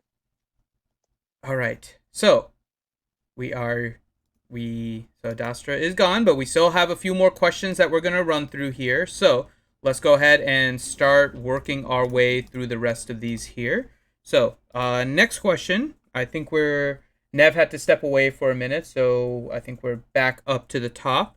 So, Warrior, question to you from Jedi Jelly. Which would I get more championship store coins from in GAC? Getting a Rhodium with 501 plus rank when winning 95% of matches, or in Kyber, rank 501 plus and not focusing on winning the matches? Which one would you earn more, like GAC credits? Tokens. Yep, Yeah. GAC. I actually don't know. I'd have to go into the game and look at the two different tiers and see which one pays out more. And I don't have the game anymore to look and see. I'm leaning towards the Kyber would be paying out more. I'm pretty sure Kyber was paying out more. So this is kind of a interesting question. So Kyber would pay out more in terms of your rank profit at the end. But what Jedi Jelly is asking, which is interesting, is not winning in Kyber, right? And you get GAC tokens for your victories. And that's a lot of it. If you're winning 95% of your matches in a Rhodium and then not focusing on winning in Kyber, that's a pretty big difference there, where I think a Rhodium may end up profiting you more if you're winning. But that's an interesting question. I don't know what if. Well, I don't know how you could even be in Kyber if you're not winning. My point is, you have to win always to get to Kyber. That's true. I mean, you can't not win and get to Kyber. It's a physical impossibility. Yeah, that's right. I mean, you won't have the points I have for to it. win. I had to win like 9 out of 10 to get to Kyber, and in like tier 1, you have to win like everything to get to Kyber. Basically, you can't have a bad day and get to Kyber. If you're in like tier 11, you might be able to have like 1 or 2 bad days, but that's it. But with like tier 1, you just can't be off. So I don't know how that works, and I can't imagine that the tier at Kyber that you're going to get paid out less. I mean, the payouts are going to be better at Kyber. So, yeah, kind of a weird question. Yeah, that's a good point. That you have to win in order to get to Kyber. So, yep. Okay. So yeah, it sounds like Kyber is going to be better for you there, Jedi Jelly. So next question, as we go to It's Just Ian. Let me see if I can find you another Newt question here. Please do. Heck yeah, dude. Let's go. Actually, we are out of Newt questions. So here, I'll give you this one. So it's from Aska Meow. And the question is, do you think they'd reduce reinforcements for fleet from 4 to 2? That way we have more ships available for our capital ships. Most factions have 4 to 5 ships anyways. Wow, that's a interesting question, because you already have some kits now in the game that they feed off of having a lot more reinforcements. For example, the Y-Wing gets more, I think, max protection for all of the Galactic Republic, especially the reinforcements, and also Lando's Falcon reinforcement. Or wait, no, is that one? I think that one worked. Like if you keep on waiting until his is like the last reinforcement, I think you get like more bonus turns or something like that. I don't know. Yep. I've never used that ship. Yeah, okay. Yeah, if that's the thing, then yeah, those two are some good examples. Yeah, it would be interesting because, in some of these, I've only really exclusively used the negotiator, and I'm almost always able to just use mine and bring in 2 reinforcements and beat up other negotiators, and in malevolences as well. So maybe I can see that, but I feel like for other ships or other fleets out there, you're going to need more than 2 reinforcements, I would assume. I don't know in like I said, I don't know in Malevolence, I don't know in the Finalizer, I don't know in the Radis too much. But they're, you never know. I mean, it would be interesting. I just don't know how that all play in the whole grand scheme of things. It might throw off some things, and like people get pretty upset, I would say, about that. I don't know. It's a cool idea though. Yeah, it is. It would. I hate the concept of them, just to be frank about it. I don't know what you feel, Ian. But for them to reduce the reinforcements because, and I think this is the right word, they've just been lazy with ships, right? They're just not able to put out ships, and now they're trying to modify the game mode on players in order to compensate for them not being able to generate the content. Like, that doesn't seem like the best way to go about it. Yeah, I wouldn't probably. Yeah, I mean, we still haven't even gotten a ship raid. I would say they should just keep on adding ships, make it so we have enough ships for just a ship raid. If they want to tweak anything after, feel free to do that. But until then, don't touch it. I feel like we still need more content. I mean, I really hope that. I mean, as much as it would suck to get like going back to the whole resistance and the requirements, like as much as it would suck to get like a non-pilotless ship. I mean, I think it would be much needed because of the ship raid coming. I would welcome any and all ship content until the ship raid, whenever that is. So yeah, I mean, ships should be a fun thing. I feel like they are. There was just so much staleness in it all. Not a whole lot of variety. I think that was what was killing it. So I would for sure like more variety, spice it up a little bit. Maybe they want to tweak some more things. I'm not saying that would be a bad idea for like no reinforcement or less reinforcements, but maybe do something different. I don't know. I can't think of one that could spice it up right now. Yep. Okay. Next question to Gom. Gom, question to you from Epic Fails, and the question is: I got gas 6-star gear 9. I will be 7-star in a week. Do I relic and do all the Zetas on gas, or should I use all my horde geared on clones and get them to above from gear 9 to gear 12? Or should I work on Geos since my guild is finally getting watch shards? They're currently between gear 8 and 11. Or should I start to horde and work towards Galactic Legend Kylo? So your 4 options are... Were there any periods in that question? Well, there were 4 different options. So quick recap. Let's keep it up, and then you lost me. Okay, so here are the 4 options. Working on gas to get all the relics and Zeta on gas. Working on the clones, who are currently between gear 9 and 12. Working on the Geos, who are between 8 and 11. Or hoarding and waiting for Galactic Legend Kylo. Dude, I would say gas and clones. Well, that's tough. You don't want to just say screw your guild, right? So I think maybe do a combination of gas should be first. Gas is arguably the best character in the game. Do your gas, but to use gas effectively, you have to have clones. So do your clones and maybe work on Brood Alpha on the side. I think if you have Gear 12 Geos and maybe a Relic 2 or 3 Brood Alpha, that's generally good enough for the Wat Tambor shards. You could easily get Wat Tambor with maybe a Gear 13, a couple relics on Brood Alpha, the rest Gear 12. It's more of a strategy modding sort of thing than it is necessarily the gear. If that's allowed for me, I don't feel like I answered that very well. Do gas and clones and Brood Alpha. No, I think you answered it. I think the most important thing is you're putting hoarding for Galactic Legend Kylo last, and that's probably the most important thing, right? Everything else helps you in something right now, and Galactic Legend Kylo hoarding is just not worth it, I think, for most people. Well, I think you work so hard to get gas, you got everything up and ready and running for them. Use them. Don't just let them sit there. Get them in there. Get them ready. Get him in there and he's awesome. I mean, offensively, that team beats everything. Defensively, it's vulnerable, but it's still you still have to have something for it. It's very good. It's the best team. Look at the meta report. It's the best team we have in the game right now. So definitely get that ready. And it will be usable for a long time. Well after the it might not be arena meta, but you'll be able to use it every single Grand Arena, every single TW. You need it for light side. On the flip side, you're gonna need it for light side. That team beats everything. That's where you could use it every single phase for stuff. So yep. Yeah. Okay. Next question for Nev. Nev, question to you from EXO, and the question is, where are ship loadouts? Yeah, bloody good question. Where the hell are ship loadouts? They'll give us. I do genuinely think that they will give us ship loadouts. Probably in an update just before they give us this fabled ship raid that we're due to get sometime this year. I think so.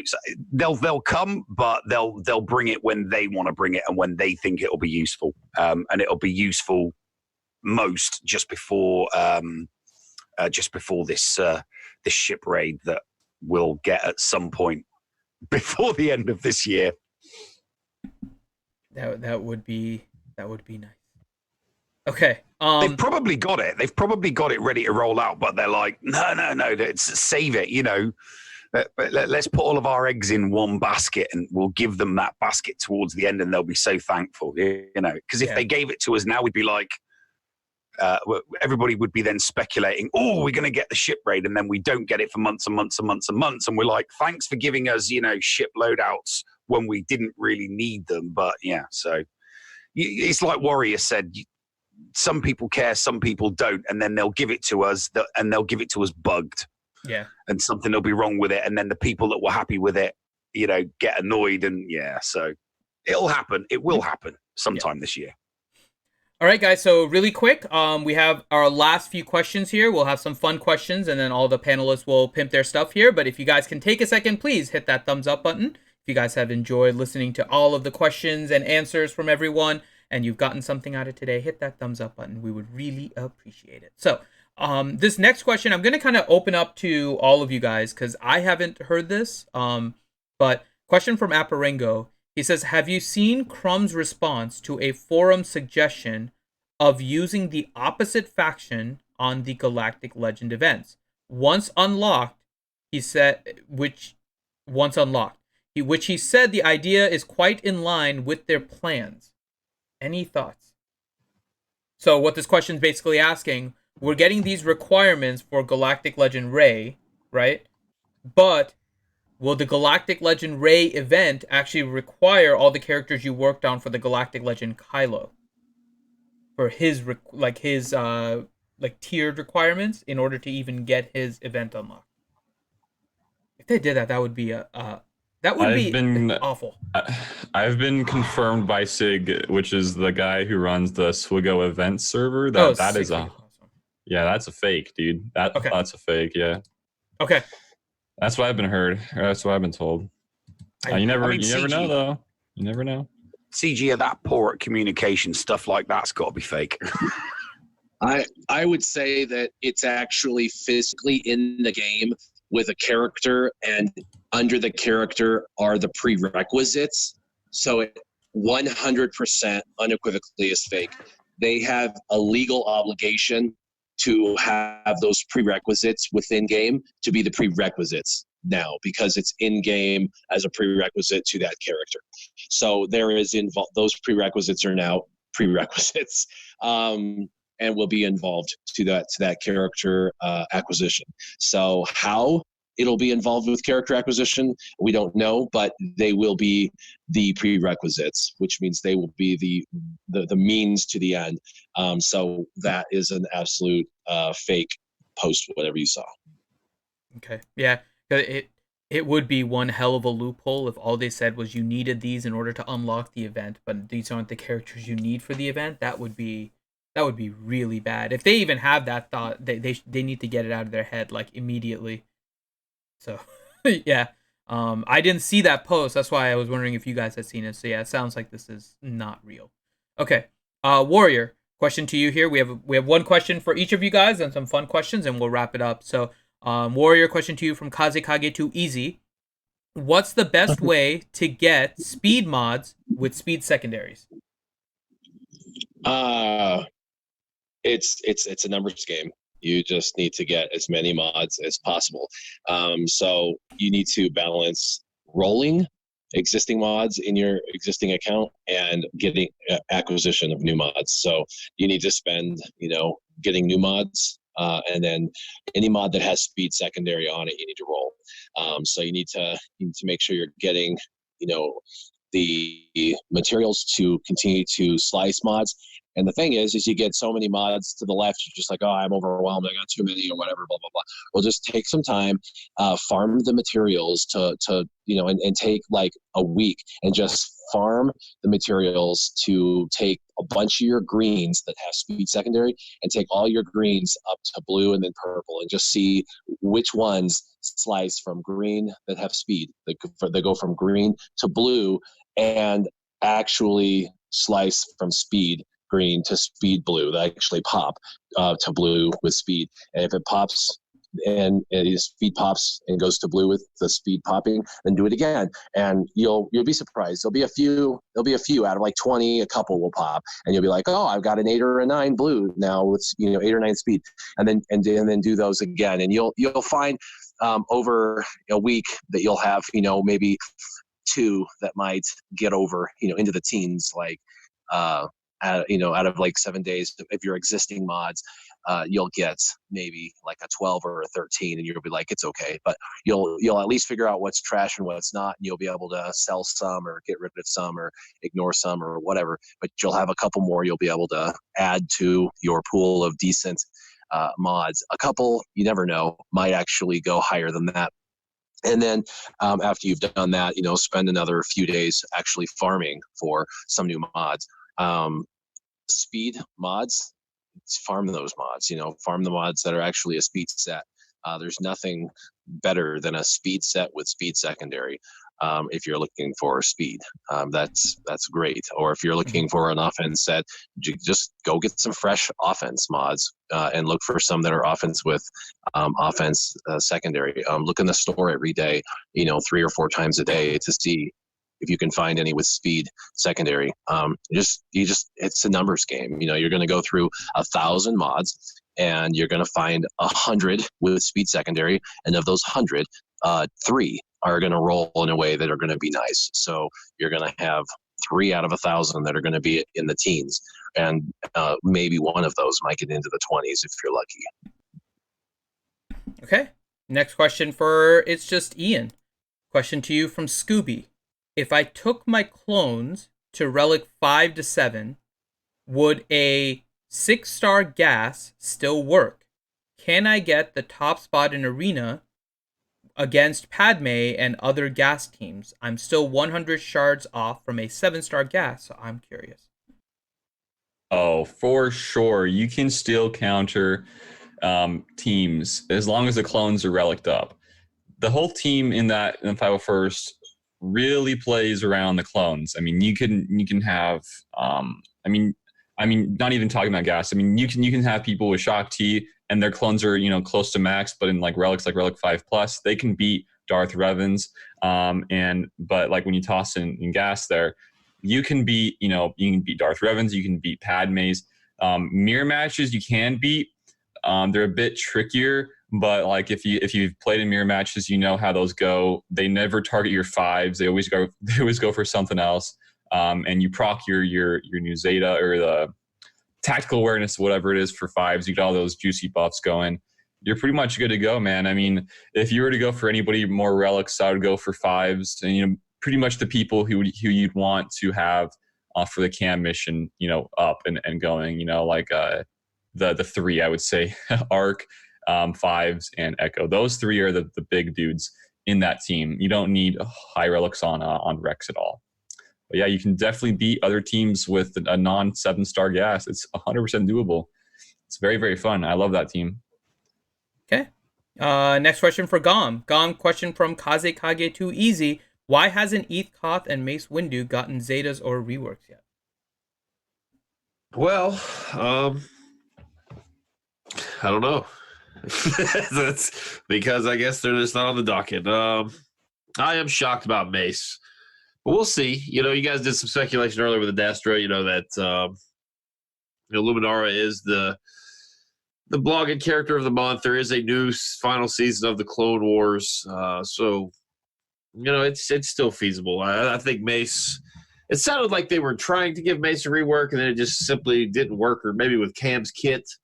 We'll see. When people finally start getting their hands on Cam in 2022, these characters might be kind of useful, just simply because of depth.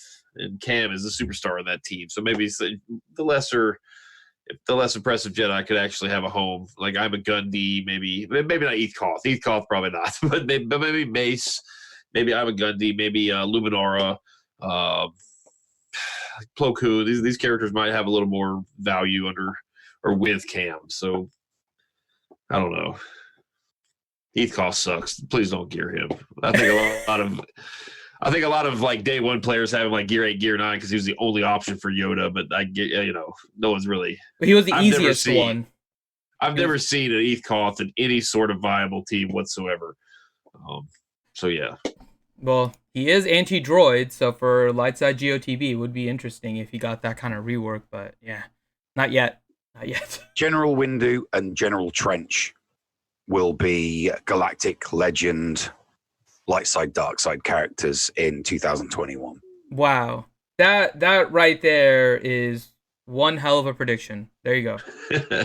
No Mace work. CG know we want to rework. CG and EA know that we want a better Mace Windu, so they'll do it. They'll roll him out as a GL so they can make as much money as possible. I get it. Okay, so we have to throw them off the trail, right? Yeah, we have to throw them off the trail. We want another Rose Tico. Yeah, we need another Rose Tico. Let's get a second version of Rose Tico. Let's get a second Tico. I'm with Ian. Let's bring in Rose Tico's hot sister. Oh, yes. To the game. That's what we want more than anything in the world. Mace Windu. Who's Mace Windu? We don't care about Mace Tico. Page Tico. That's what we want. Okay. All right. Yes, dream come true. Heck yeah. Relic 7 ASAP. All right, last question to you here, Nev, before we get into the first questions. From Nathan H. Would you relic Grievous or B1 first? Grievous. Okay. There you go. Simple. Simples. I would say maybe B1 if you don't have gas, because B1 is kind of critical for the gas. No, Grievous, because you can throw. Grievous gets the relic because you can throw him with a bunch of trash droids and have a GG nuke team. And okay, so we've gone full circle. We're back on Newt. Okay, let's go to this fun questions here and run through these. No, GG nuke team, nuke. No, you said Newt. You said Newt. I said nuke. I said nuke. Nope, Newt. No, it's your American clothing. When we say Newt, let's go for some more Newt, guys. Yeah. Next Newt question. I've also said at one point earlier today, I accidentally, because I was looking at Newt and Mod, and I said nude, and I was like, yeah, no, that's not right. We don't need any. Yeah, that's a meme right there. Yeah, no, we don't need we also let you get away with saying bottom fluffer earlier, so. I say bottom fluffer all the time. I am a heavy bottom fluffer. That is the way my roster. Okay. I got a big smirk on my face, but didn't want to interrupt your thoughts. So. All right, so let's go through our fun questions. So the first one is from Danilo Papayas, and he says, not a question, but quick thank you to Finn and Ian for their videos on Clash on Camino, and Ian for providing me a link on YouTube to his video under the new and harder conditions. So I'll say I'm glad that it helped people. That's why we try to make these videos, right? And yeah. Ian, you want to say anything? I think he's talking about my stream. I did stream on somebody else's account. Because this new event, or this third time it's been out, the changes to gas and Magna Guard. Yeah, it was not fun. I mean, if you've watched that, it's like 100% RNG. You know, there wasn't a whole lot that went into it. Yeah, I've tweaked some mods, from my guide and from Sir George's guide that I feel like is like really, really like the best way to go about it. But like even then, I mean, it's still just RNG, man. You got to just hope for the debuffs. You got to hope for assists. You got to hope for bonus turns, and then you got to hope that they don't hit your like B1 so that he can get all the damage stacking in it. It's just man. I mean, it's just like one of those things. I always like to relate it to catching a shiny Pokemon, because it really is just that. You are trying to find the perfect run in RNG, and once you can, it's like catching a shiny Pokemon, man. It's just like a burst of excitement for me. I like that part to it. But yeah, I mean, you can always, that's like what the videos and streams are for, man. It's to help you get the easiest RNG going for you and trying to get the best setup going. There's never going to be a guy out there that's going to give you, oh, hey, this is what you got to do here, this is what you got to do there, boom, you're going to get it first time. It's never going to be like that for this one. So whatever I can do to help is always good. I like helping. It's fun. Okay, so. Next question, Zariel ANZGC. Question, if Riemann can't get gas with his epic 4-dot mods, is it even possible to do it without 5-dot mods? God, I don't know if any of you guys saw. Me and Ranger did it on Riemann's account, and his mods are just... He didn't have a single crit avoidance arrow. Anywhere. Zero. None. You guys were having to 6C mods with like 9 speed on it because it was the best he had. Yeah. Just lucky, like, oh. It was Yeah. It is. I would actually say it is possible without 5 dots if you have really good 4 dots, but you're not. You don't want to put yourself in that situation. There's no reason for it. But, yeah, that was something else. That was some experience with Remons. Okay. Next question, Utah. Is Finn ever going to finish prettying up the Discord? The Discord is done. I haven't messed around with our Discord in a while. I don't know what you're talking about. Afro Wooen question. What is this power of only 2 relic characters? Because I don't do relics yet. That sounds promising. I would not recommend doing gas with only 2 relic characters. The phase 2 was not bad because that one ended up being a lot more on timing. Phase 4 is an RNG fest, and if you only have 1 relic, like when I did it, it is annoying as hell, especially with the bug. It just doesn't. I only did it with 2 relic characters. Well, 2 relics on phase 4, or 2 relics total. Total. Okay. Well, I had Relic 5 on Kenobi, so I guess that doesn't count. Well, I had a Relic 5 Kenobi and a Relic 5 B1. Those are my only relics. And, So you're Oh, saying so I that had you it were on using Massage. an APK? Is that what you're saying? no comment. No comment. Wow. I see how it is. I cannot talk about I use a mod APK for when I'm farming mods. I always like my mod APK. No. Easy 20s. Easy 20s. It's great. I highly recommend it. No one heard this. That is no one heard anything. Shh. What happens in Jedi Academy stays in Jedi Academy. Okay, next question. Well, 73 question: where is Mike when we need a good English to English translator? This was back when you're talking about the hump and dump. You're having a Barney, mate. Bugger off. No idea what that means. I have no idea. It sounds like I need Thank a mosquito repellent right now, based on what he says. So. Thank you. All right. Next question Ain't from nothing wrong with my English. question from Elenix. Question for Nev. Any guests with you this morning? Will we be seeing folks photobombing you today? No guests. They've all gone out. All of our English guests. They've just gone out for the day. So yeah, there will be no bombing today. And as soon as this is finished, I'm going to do my GAC so I can avoid anything like that happening. All right. Bailrit Papichulo. Question for Warrior. Will you please come back to the game and make more content? We miss you. Oh, I know it's one of those things.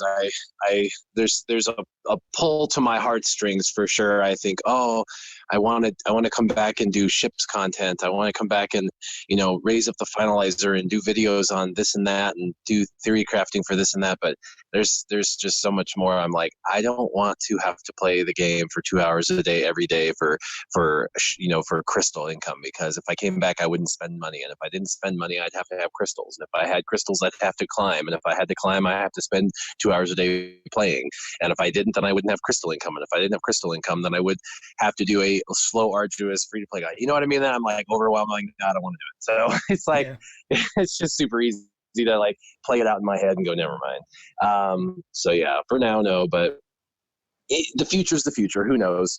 I know that there's just enough still in the no column that it still outweighs the yes column. So maybe someday the yes column will outweigh the no column. We'll see. Okay. Next question, Bailrit Papichulo for Nev. And by the way, shame on you, Berit, for what you did at the end here. Question for Nev. I'm a noob when it comes to this, but can you explain how Urza was able to get Korra if she originally worked for the Escape podcast? And he put like 500 ellipses between pod and cast. So shame on you, Berit. But Korra used to when the Escape podcast first started. Urza was a big supporter of it. He was a Patreon, and he was a big supporter of the show. And because he was a big supporter of the show, and he did interviews, and he did bits and pieces like that, and he plugged the show on his channel. Scotty spoke to Korra, and Korra was more than happy to record some bits and pieces for Urza. So gotta go. See you guys. That is why. Bye, Warrior. So yeah, to answer your question, it's because Urza was a big supporter of the show during its early stages, and Scotty was happy to ask Korra if Korra was happy to help someone who helped him. Simples. Mm-hmm. There you go. Couple more questions here. T-Money question for good old Maurice. Is your camera on a selfie stick taped to the back of your monitor, or is Big Bird holding it for you as a favor? Actually, Big Bird's actually holding it with a selfie stick for me. So Oh, damn. yeah. Got all of it up there. So Big Bird, how does Big... I don't want to think about how he's holding. Okay, we're not gonna delve into that one. I Okay. like how she just comes in the chat and trolls, doesn't hop in to answer questions. So Yeah. Yep. Because then Nah. next question from Team Unease for the panel: what's everyone chewing this morning? Is anyone chewing here? Okay, we got what is that? Nicorette, basically. Okay, so we got Nicorette for Nev. Ranger's not here with his tobacco. Good old Maurice, are you chewing anything? I had some coffee. You can't really. Well, if you're chewing coffee, we have. I got other some issues. coffee. So, are you I actually don't like? know about you, but that's how I'd get my caffeine. Are you're actually like chewing like coffee grounds? Yeah, I just throw espresso beans directly into my mouth and chew them. I can't. I mean, this is Jedi Academy. I can't afford to get up and take a urine break, so I just eat my coffee. That's All right That's then. some high IQ right there.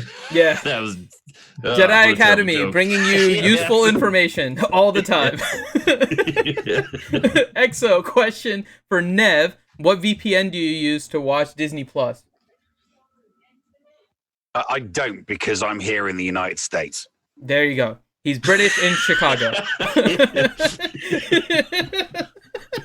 And then last question from Utah for Gom. Question: what mug are you using today? This one. It's this panda. Okay. So that is all of the questions. So let's go ahead and let all of the guys pimp their stuff. I'll start out with Warrior really quick. So if you guys haven't checked, Warrior Presents, the link is in the description. He may not be doing videos anymore, but he's still live streaming. He streams with Sure Shot. They play Star Wars Galaxy of Heroes. They just talk about fun stories. So make sure that you subscribe to Warrior if you haven't. And again, the link is down below. Let's go next to It's Just Ian. So I have a YouTube. It's called It's Just Ian. I do a lot of different videos about the game. Try not to do too much speculating. I like to just help out as much as I can with GAC stuff. I know people love those things. GAC mods are a big one I want to get going here soon. So yeah, you can catch me there. I do also stream my GACs every time. So yeah, It's Just Ian on YouTube, and that's it for me. Okay. Good old Maurice. You have a couple of things to pimp here. Yes, Operation Metaverse, Thursday nights at 10 o'clock. We had a pretty cool the other night. Lots of good discussion about characters and relic and stuff. We have had lots of people suggesting we use timestamps, so we are going to try to do that in the future. It's a tough one to do while we're in the middle of it. So yeah, did do that. T-Money actually just she made a video, so I think she'll have something up hopefully in the middle of next week. Working on some other stuff there. Also, Sunday nights, the Alliance live stream on Ramona Zob's channel. If it's about 10:30 is what we're shooting for now. If Ramon has a date, I guess I'll just do all the work for him and host the show. So little dig at Ranger Infinity there. Super nice, guys. Super nice. I would have given him a very quick hell no. Do that yourself. But yeah, it's a good time. The Rangers on there pretty much every week. Ranger and Avanash, I would go ahead and just say they're members of the panel. So the four of us do the show. Yeah, it goes about an hour and a half, 2 hours. So it's a fun time. Okay. And Nev. I am one half, I suppose you could say the better half of a duo that does the Escape podcast. We do that live, 7:30 Central every single Friday. We do it live on YouTube, and then obviously it goes up as a podcast. Big push for 1,000 subs at the moment so that I can live stream cutting all my hair off and donating it to the Little Princess Foundation. Although I would much rather hit the 1,500 and see Paul in a cheerleading costume, which is what's going to happen if we hit 1,500. But yeah, catch us every Friday. We also do talking. We also do Talking Clones on Going Nerdy's channel and Talking Picard, because Sci-Fi Geek's got a geek. So we also do the Star Trek as well as the Star Wars stuff. Okay. And this is, of course, the Reality Skewed Gamers channel. Thank you all for joining. If you guys haven't already, make sure you hit the subscribe on our channel, as well as all of the panelists. We pimped Jedi Master Adastra's stuff a little bit earlier. All the links are down below, so visit their channel, give them that subs, make Nev shave his hair, make Paul wear the cheerleader outfit. So if you guys haven't, check that out. In terms of the RSG channel, we're hoping for 2 other things for you guys today. Ranger had some stuff this morning, so he should be back in a little bit. And so I believe he's going to try to do his GAC. So when you guys subscribe, make sure that you hit the bell so you can get notified when we go live. Ranger, again, should be doing his GAC. And then later this evening will be the next episode of Good and Bad. I'm kind of putting some of the finishing touches on it right now. So it should be ready somewhere in the neighborhood of 7 to 8 p.m. Eastern time. I'll tag you guys in Discord. If you guys aren't on the Discord, head into the description. Go to the Discord channel, just join there, and if you go to the video tagging request, we can notify you for any time we do something on YouTube. So with that, we'll go ahead and call it for this morning. So appreciate all of you guys joining and asking your questions. Hope you guys got something out of it. And I am Infinity with Reality Skewed Gamers. For all of the people on the panel, it's just Ian, good old Maurice, Nev, Warrior, and Jedi Master Adastra today. Thank you guys for joining us, and we'll see you again next week. Take care, everyone.